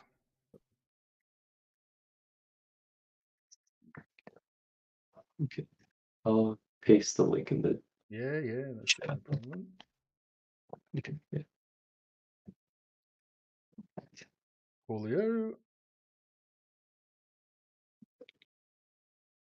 Right, yeah, cool. So tell us a bit about like what you're planning to do, what the project is, all that sort of stuff. What's on the Miro? Yeah, take us through, what you're doing basically. So this little project is one I just started really recently. Kind of Okay. just getting back into the flow of like doing environment art because I haven't done like a personal project that's been like an environment one Yeah. basically. So kind of wanted to revisit um some things I did in the past that I hadn't done before. So materials, trim sheets, that sort of stuff. I wanted to keep the scope small just to make sure I'd actually finish it on time. Hmm. Um, Also wanted to sort of rewire the way or rework my pipeline for certain things, mainly lighting, as well as my texturing pipeline. So I kind of wanted to, again, scope down something like that just so I can sort of refine my pipeline because I feel like the way I've done it before has been sort of very guessworky like. Um, so trying to sort of, touch up those things um, is the main goal of the environment. Um, and how I'm trying to approach it now with my, I guess, pre-production is to sort of really, because I watch your videos, so I really want to try to refine the blockout and make sure it's in a good place, Yeah. and then sort of, go there with confidence, knowing that I did like this part correctly. I guess that makes Yeah, sense. for sure, for sure. So this is the concept that you're looking to make, and you're breaking that down. Set Mhm. list, boards, and this is your current image. Okay. Yeah. So I kind of wanted your thoughts on like the composition as well as the lighting I set up. I'm like very amateur at lighting, so I'm not too sure I'm That's all right. doing things 100% right. Um, this is my first time playing with the EV values, if that gives you an idea of my No, that's all right. That's sort all of right. like That's all right. starting level. Well, you can lock something in for the block art, and then refine it as you go along, sort of thing as well. Yeah. That's absolutely fine.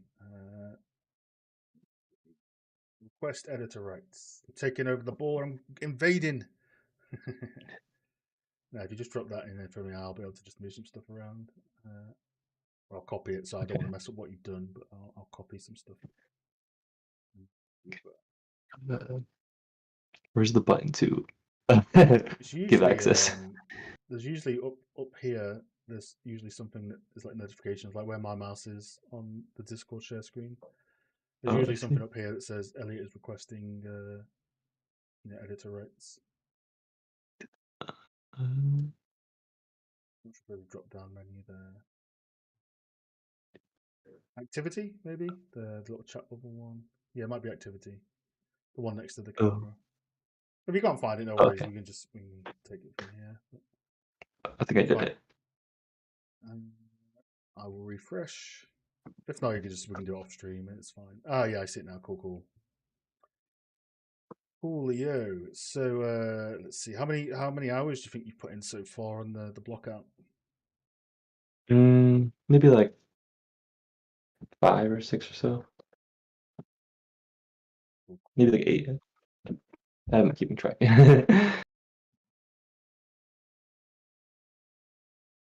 And so what's sort of what's driven you to sort of go for this camera angle versus the one we've got here? What sort of artistic decisions did you make about that? I felt like the reason I shifted this is I wanted to sort of, um, I don't know, like I guess the original composition as much. I feel like the focus wasn't as strong. So I wanted to play up like foreground and midground elements, to sort of focus in on the fountain and like frame it. Yeah. And the reason for specifically the lighting direction that I'm trying to go for is because when I was looking at reference, I kind of wanted to have a more of a like tranquil, I guess, like feeling and like relaxed feeling. It being like a fountain and everything. That's kind of why I tried to skew it more towards like a sunset direction as opposed to the original one. Um, so yeah, that's kind of my idea of it. Cool.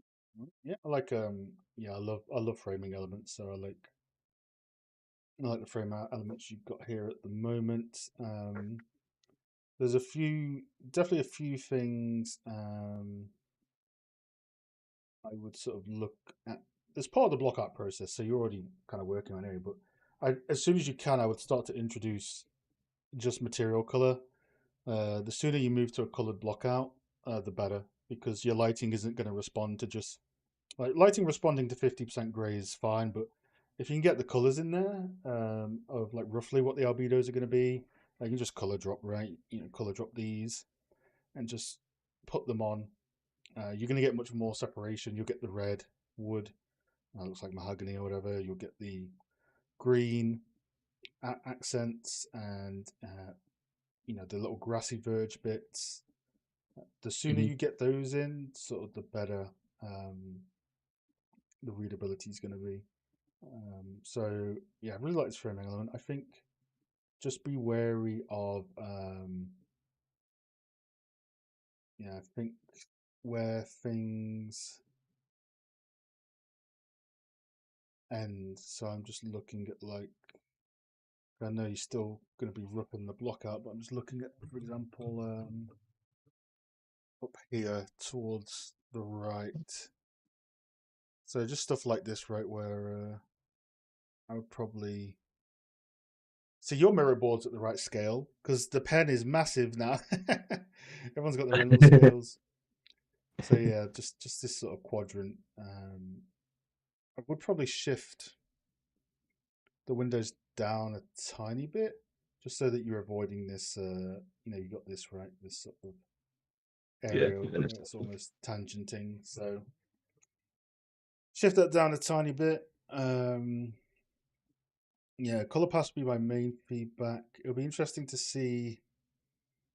I would block in very quickly and assign some just quick colors to these little two rings that come out. Just make two cylinders, make one red, make one lighter white, because it'll be interesting to see how far they come out. Because then that's obviously going to help draw the eye more. But if they come out too far, then maybe you need a higher focal length. So let's get those little two rings in as soon as you can. The main flow of the Blockout is good. I like it. Yes, the scope is nice. This is the type of scope where things will be much more manageable, right? Because you can remake the same bits over and over, and it's all locked in. Good.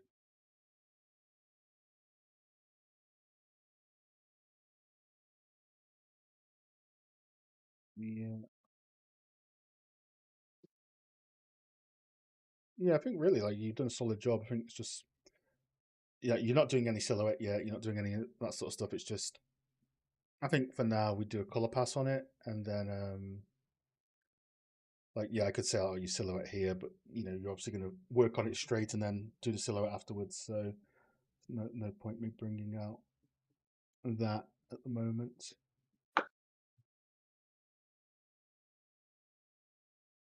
Yeah, let's make those grey. Probably just quickly block those out with different blocks. I know it's one big block here, but again, just helps more with the lighting. Yeah, color pass, windows up in this corner. That's really going to be the main thing, because what we need to see is when you do eventually get this bit in, is if this sort of fits here and doesn't go off the edge. Because if it goes off the edge, that's going to be it's going to be like no. Yeah. So that's the thought of that. Yeah. That's going to be the main thing for now as well. And obviously, silhouette's going to come out afterwards because you've got a deeper roof here, which obviously you're straight here, but I assume you're just going to flare some of this stuff out in between. For the tiles, I would. So, what's your plan for the roof? Like, how are you going to make it? So I can check like how you're going to go about it. I was thinking of maybe making like 4 to 5 tiles, and then just texturing them, and then sort of using masking, and then some vertex painting, perhaps to sort of get variation among them, and then build it from there. And then for the bamboo bits, I was thinking of building 1 or 2 segments. Texturing them, RGB masking, and then sort of adjusting that masking engine based on vertex color. Perfect. Yeah. For the grunge bits. Yeah, exactly the way to go about it nowadays. Because I know some people would go, okay, I'm going to make a tiling texture and put it on. Now, just make each tile unique. It's going to just look way better. Yeah, I did that before, and it was like so flat. But I was just like, what do I do here? Yeah. Originally, I would have done the bamboo as I would have tried to make it a trim, but then I'm like, that would work. So yeah, exactly. Like obviously for the floor, we'll do a tiling texture because you can just do the floor, and you can just pre-tessellate it right to get the detail. Dude, this is literally like the cells.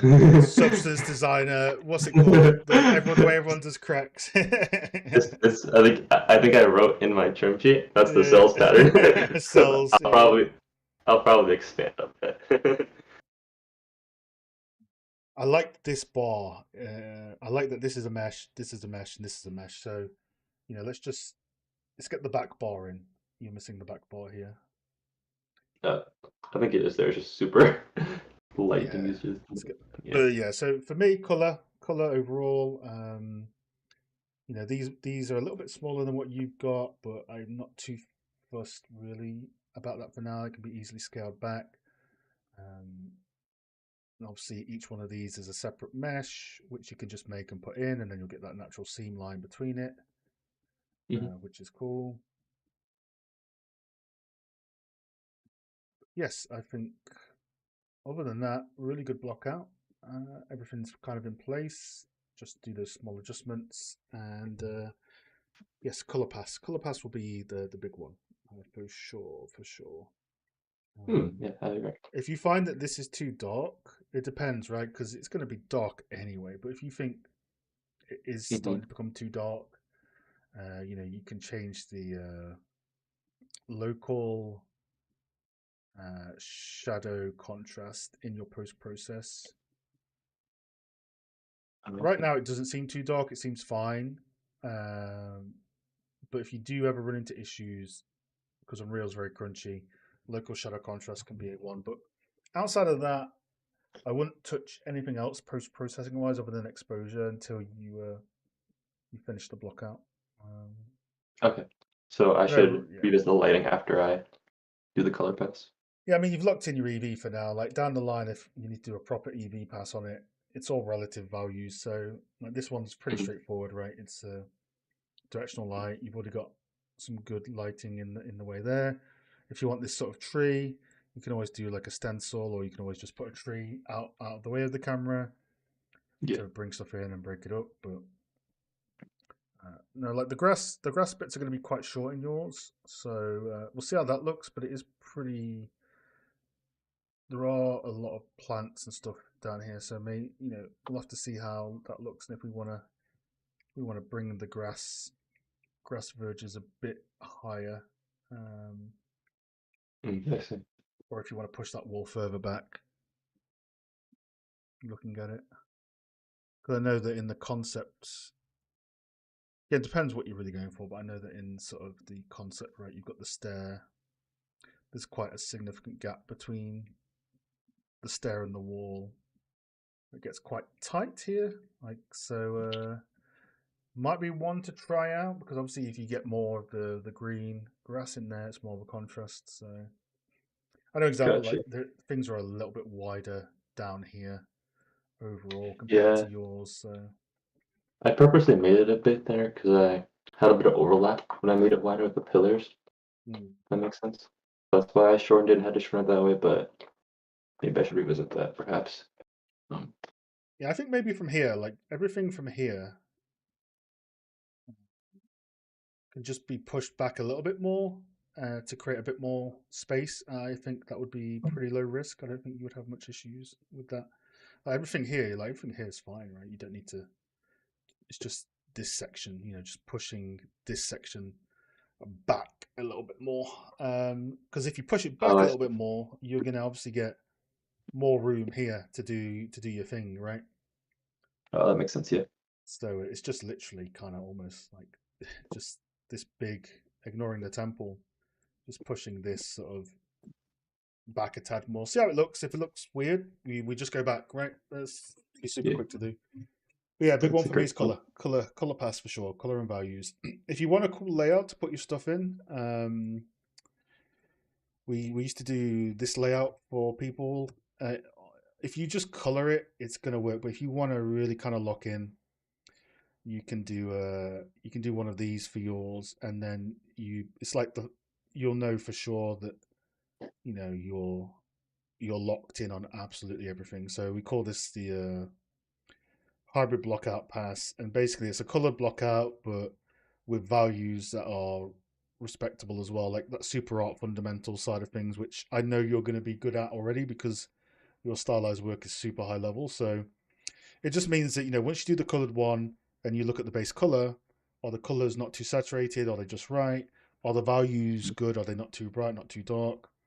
So you can always do one of these if you want, because it's always fun to put on your art station as Blockout. But yeah, that's sort of the main notes for that. I think that's really going to make a big difference. The color pass with Lumen. Gotcha. For the color pass, should I leave it at a roughness of like 0.8, same as the gray, Yeah, or should I touch point that? 8. Yeah, I mean, if you want, you can put certain things a bit higher. It's not necessary. I think just having 0.8 for a bit of variance for now is fine. If you did have anything that was pure, super obviously metal, which don't really, then yeah, you could go down to like 0.4 on that. But yeah, I would just put. Actually, the water. If you do the water, maybe you put the water at 0.4. I mean, it's mossy water. So. Mm. But yeah, some cool detail here. Now look at these pillars. Yeah, Yeah, this will be fun. you're gonna kill this. It's gonna be cool. Yeah. But yes, the structure's already there. The darker bits here, the lighter bits there, the mid grays there. It's already in there, so you can always enhance that later on. So the fact you've got it in your blockout so early is great. So yeah, good stuff. Keep it up. Sweet. I had one concern that I was kind of wondering if I get your thoughts Yeah. on. I was thinking when I was looking at this composition in there, I wasn't too sure if like the way I structured it, it was like leading the eye too much towards the right, because I feel like I had a lot of leading lines there, the fence and the roof and stuff like that. So I feel like I'm kind of gravitating towards the right side in a way, but I was kind of wanting a second opinion on that, and if that made sense. This is where the colors will help. Mhm. So colors, material, and the contrast of your shadows down the line are going to help with that. Gotcha. Obviously, you'll have a bit of a vignette. Don't forget this depth of field where you can blur some of this very slightly. But no, I don't think that's much of a risk at the moment, because when I look at it here, it's the lighting, right? The lighting and Mhm. the colors are drawing me here. So yeah, I'm still focusing here, to be honest. Like honestly, with depth of field, like things become more dramatic. So you just take your framing element and you can push that back a tiny bit if you wanted. There's loads of things that are scalable here. But no, I think once you get the colors, the lighting, the depth of field, um, it's gonna focus in there, even with subtle depth of field. So I think Sweet. this is fine. And plus, we can just make more contrast between your shadow and your light using the light meter when you start to do a proper lighting pass. So yeah, that's just gonna make things pop out even more. So no, I think it's fine for Gotcha. now, personally. Wonderful. Awesome. But very cool, man. Very cool. Yeah, really solid block out. Let's get some color on it. But great stuff. Is there anything sort of you'd like to ask that I haven't answered, or anything you're curious about? I guess this is not super late, but when it comes to, because I was watching your video on EVs, and I'm like still a little like maybe not under fully understanding of how they work, but when I guess balance it out, how should I like determine like what EV value I should set it to? Because I saw that sort of like um the like what's it called? The graph or the bar you showed.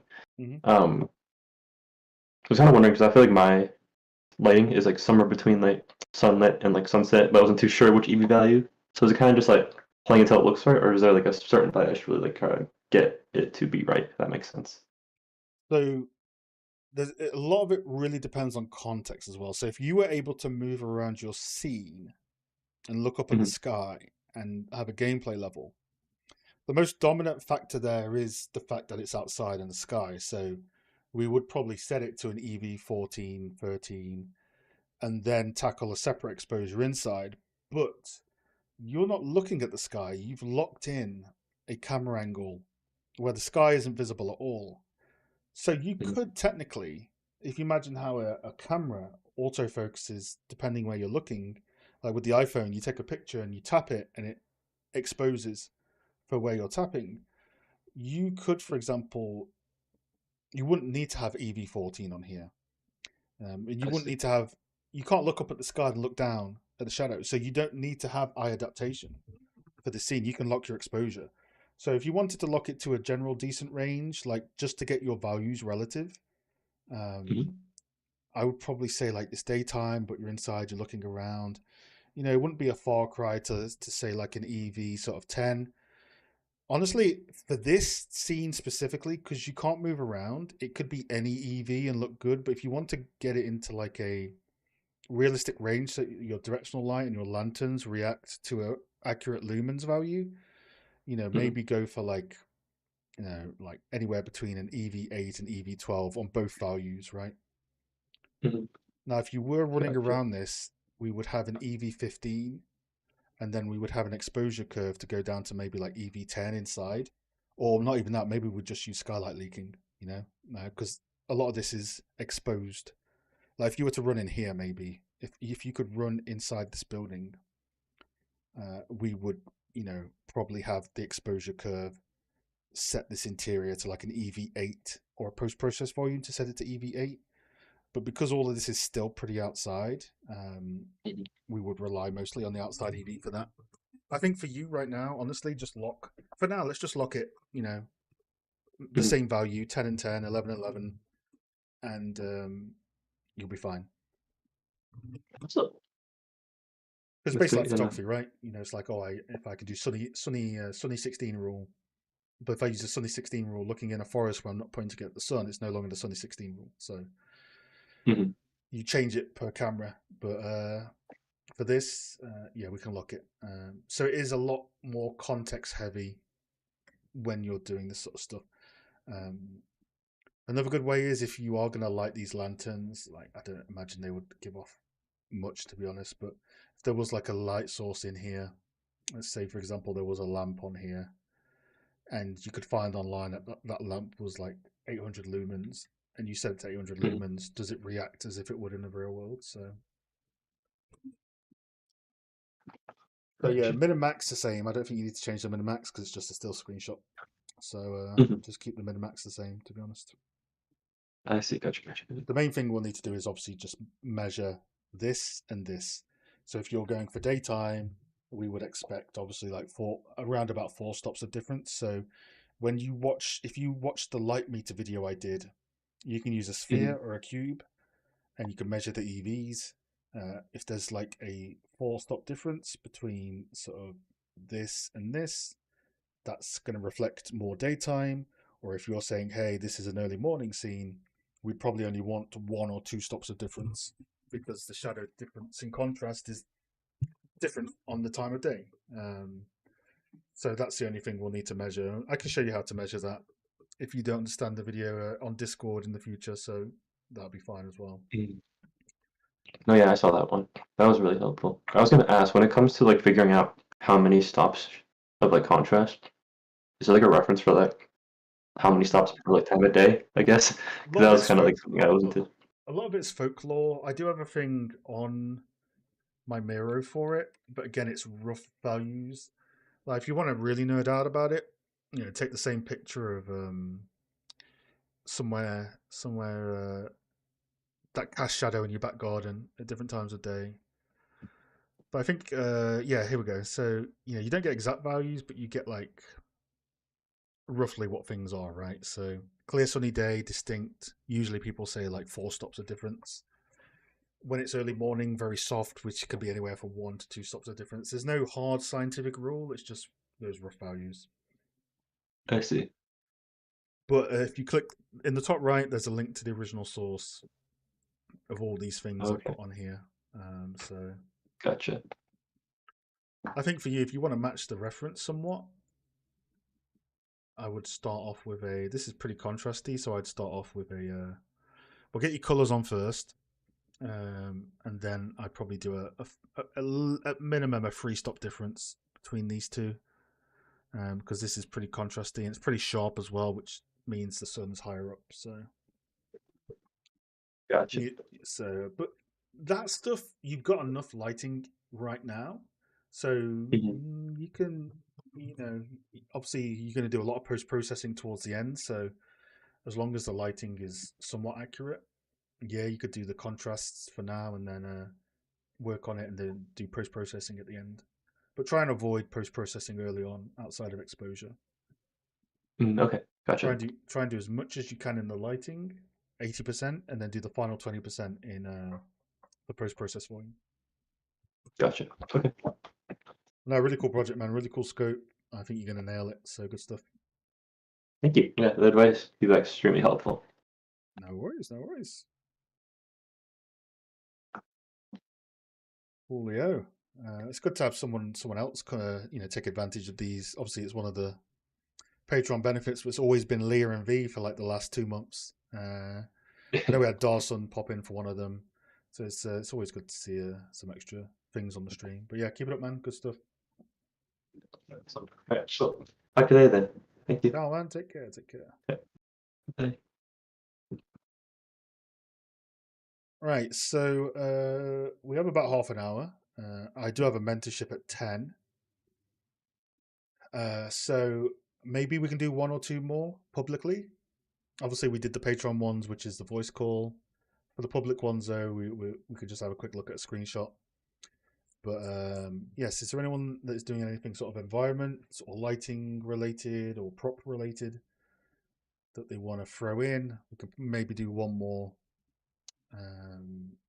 Although I have just seen someone pop into the voice. Who is that? Let's see. Who has popped into my voice channel? Declare yourself. Oh, I see a yellow avatar. That's a new avatar. But you are muted. Is that? Oh, it's Andrew. You're muted. You are muted by the powers of the Discord.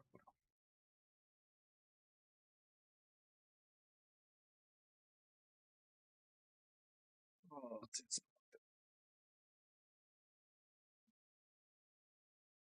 Andrew, I don't know if you're here by accident but we have a mentorship, don't we, at 10? So I don't know if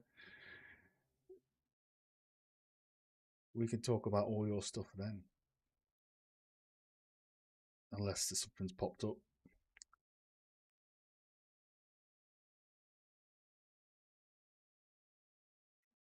Yes, me and Andrew have a mentorship at 10. I'm going to talk all things environment art and show all the voodoo tricks.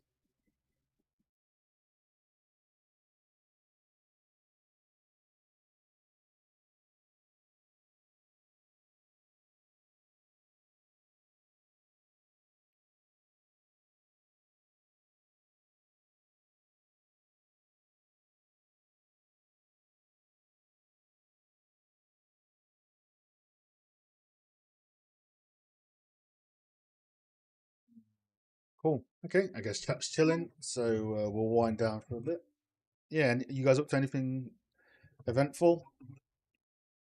Any madness? I saw that they put the NVIDIA art dump up on ArtStation. Pretty high level stuff. Very, very like, look at that. Just the amount of resolution in that.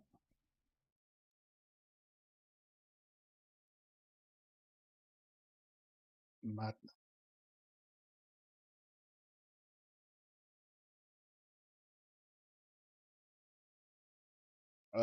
If you could just throw a link up to One Piece, it might stop you linking. So maybe if you, I don't know, I'll do this actually. If you could throw it up without the .com or something like that. Or maybe I can make a mirror board in future for this stuff. Well, yeah, we can do one more person, and then I need to put some food on before the mentorship.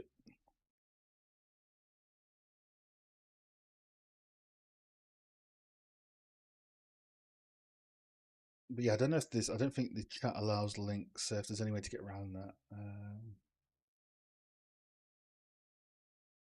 give me a title to put in or anything like that.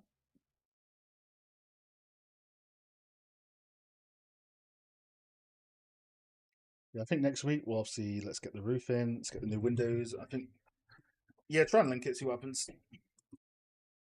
Let's try and remember how to use Blender. It's been a few weeks, obviously, because of the pause we had to do, and then we'll start learning some Substance Designer.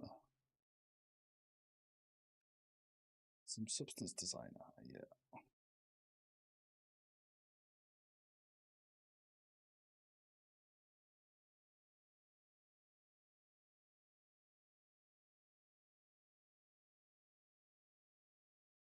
Yes, a lot of feedback today, so hopefully you guys. I'm looking forward to seeing you guys action that. Do keep me updated, especially you UA a lot. You guys are cool as well. So yeah, let us know how those updates go when you get to watch it. Cool projects otherwise.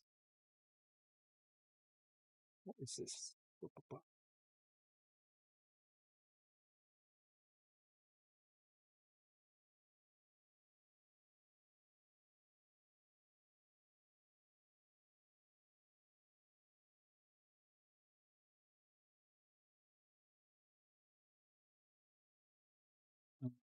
if you're on LinkedIn or Twitter, you can DM me there as well. Where most people will.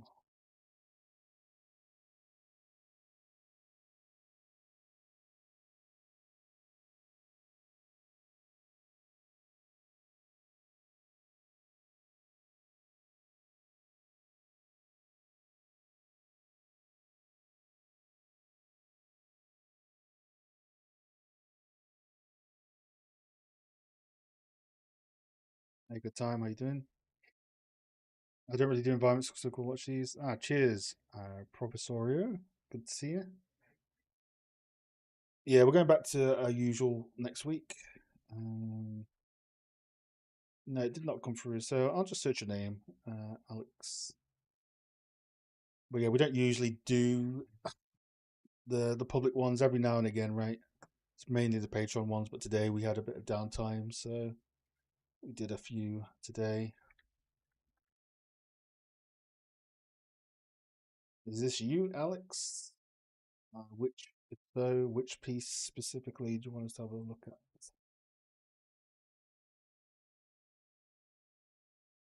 Oh, Newcastle. Scottish accent. Oh, Newcastle.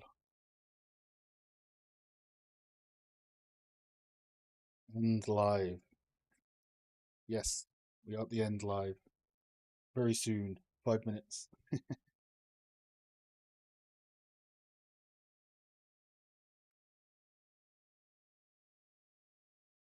Gateshead College. So you want this one, right? Lighting and rendering project. So tell me about it. Is it a relight? Oh, is it made of asset packs on your own stuff? Is it fully your own stuff? Like, what's the context of what you want? What do you want? What did you want to achieve with this piece, and how has it been made? Basically, like, what was your inspiration, your references, all that jazz? Do you think you make some videos focused on props? I've covered some props briefly before. I like prop topology, but maybe we'll look at another one. But yeah, props are usually usually it's just optimized where you can a lot of the time. Well, with Nanite not anymore,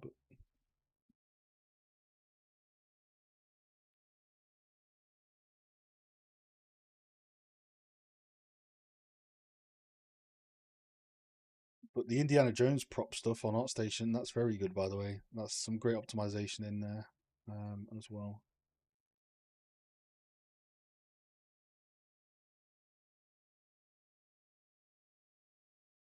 So this environment, which is made with Quixel Megascans, I did photogrammetry on statue on the left.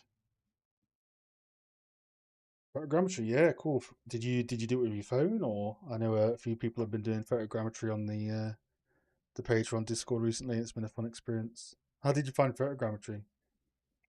That's pretty much a job role as well in the industry, which is cool.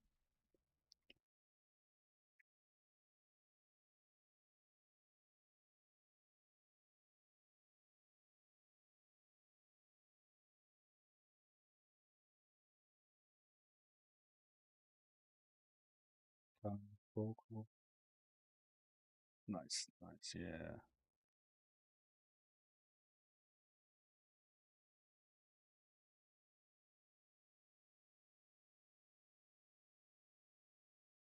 Yeah, I like that you blocked in the flow and then swapped it the Megascan stuff. That's pretty cool. Do you check the base colors on scan stuff in the albedo view? I suspect some of this might be a little bit too dark, but it depends on the albedo only view. You generally want stuff to be bright. I think like the initial read is pretty solid. I think the issue you've probably got is that you've obviously scanned in this cool statue and you want to show it off, but you've put it in like the place where you don't want people to look, right? So I would expect this to not really be showing. So maybe in the future it's the case of putting the statue somewhere near your focal point. Because at the moment this is kind of, I should be looking in to the image, whereas this makes me want to look out at the image. There's also something strange going on here. I'm not sure what. Something like something here which looks weird. So if you want to render the statue, right, in this shot, you should fade it out to shadow and then just have another shot where, your camera is sort of, your camera is sort of looking this way, right? And have like a high focal lift, maybe like 80, 60, anywhere from 60 to 100 focal point. Now, if you want to focus on the statue and not other stuff, use a higher focal length. So for example, in my Cambodia stuff, I render these tiny, tiny, tiny things that you don't really see in the main scene, and they're rendered at a pretty high focal length, I think. So, like this is tiny. If you look at the Cambodia scene, this is really small. But with a super macro lens, I think this was like 120, 150 focal length. You get nice simplification of the background. Same with this, right? So I would have this as a second shot that you just have a high focal length and depth of field out the background. And that way you don't have to try and light it in your main shot.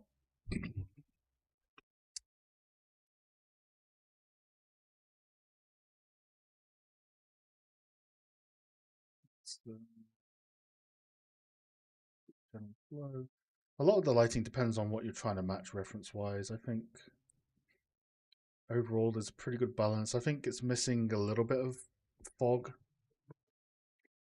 And maybe bump up the fog a tiny bit, just to try and get it a bit more mystical looking.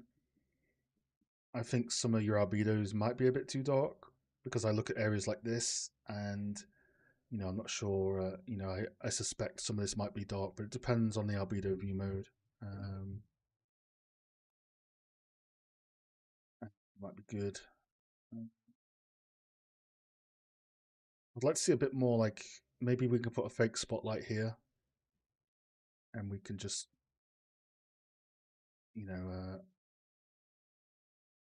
highlight a tiny bit of the stairs just so it gives a little bit of value upwards.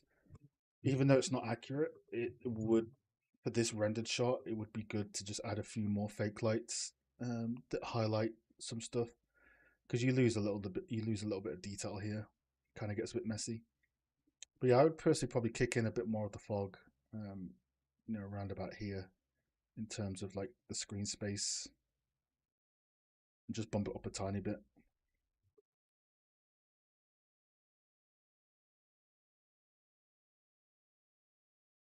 And obviously, we need to fade this out because we need to kind of guide up here, right?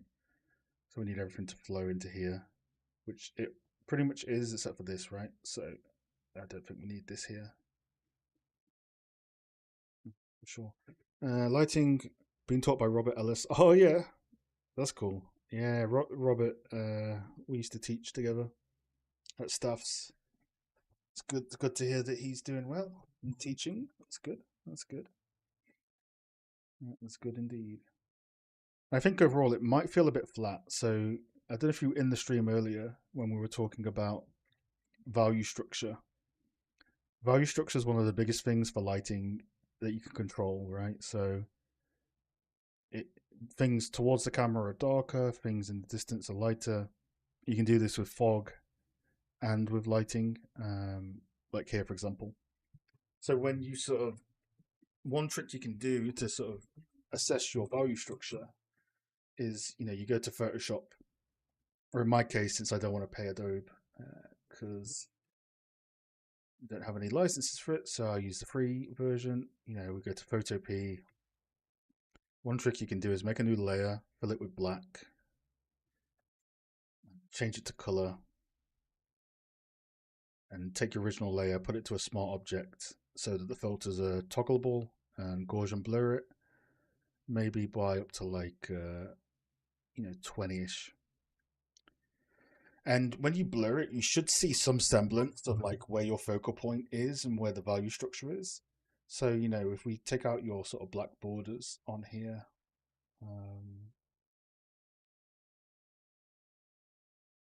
we can't really see with the focal point. It's kind of mushed into one, right? So when you do this, there should be some semblance of your, you know, your value structure going from dark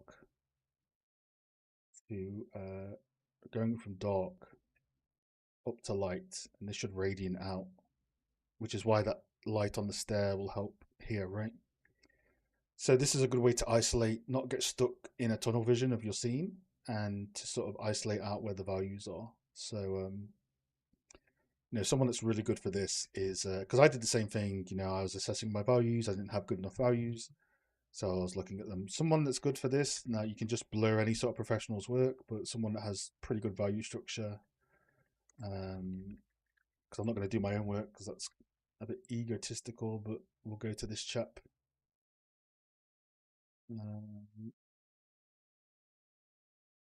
So yeah, so if we take sort of his stuff, right, and we do the same sort of test.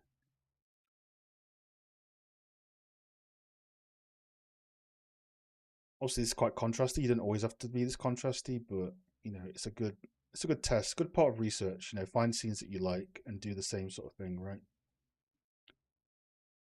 So if we kind of blur his stuff, right, and we go up to that sort of 20 or whatever we're on, so we can kind of clearly see like there is a semblance of like here's light, and as we come out, we come into darkness, and we can kind of see the major framing elements of like the pillars and the general flow of the composition.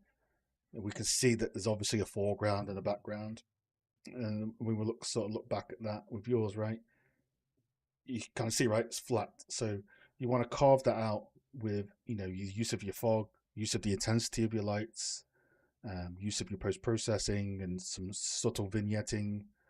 But you know, these are the things that you kind of want to get some semblance of this focal point, even at night. You know, even sort of with night. So yeah, the more you can carve out the spotlights, the better. If that makes sense. Because it reads flat otherwise. So that's what you want to do. A lot of the time, to avoid flat lighting, you need darker ambient lighting and brighter highlighting. So there needs to be more separation between the elements that you have in your stuff. But yeah, get a light down here. Let's darken this a bit more, and that will sort of focus the eye upwards. Yeah, get Windows color filter. Control Windows C. It turns your screen black and white on a hotkey.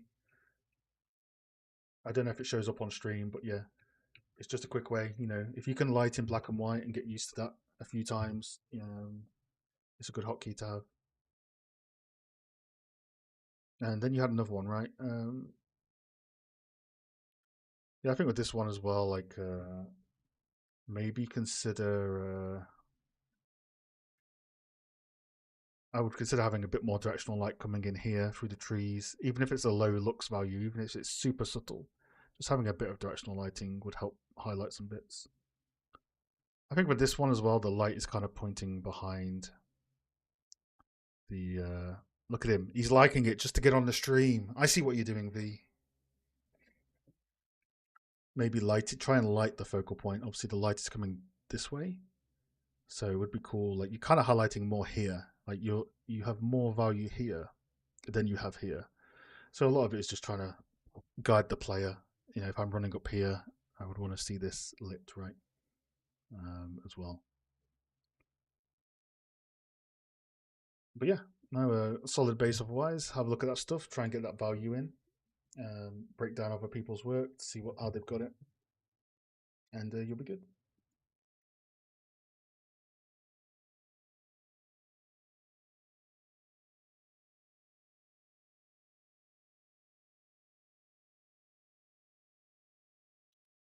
Okay, guys. Today was cool. Lots of feedback given. Hopefully that helps you guys. I have a mentorship in 10 minutes, so I'm going to end the stream and take a quick break. And next week we'll return to Blender and environment art. And yeah, no problem, guys. I'll see you guys on the stream again if you want to have access. And this is the shell part, right? If you want access to exclusive videos about environment art and lighting, and more official feedback, and a very active Discord community. Like I see 6 or 7 people on voice or free now. You know where to go. The Lighting for Miro board, which is open for everyone. But yeah, if you want, check that stuff out. If not, I'll see you guys on the stream. Thanks again for popping by. See you next week. Peace. Cheers, Eric. Take care, man.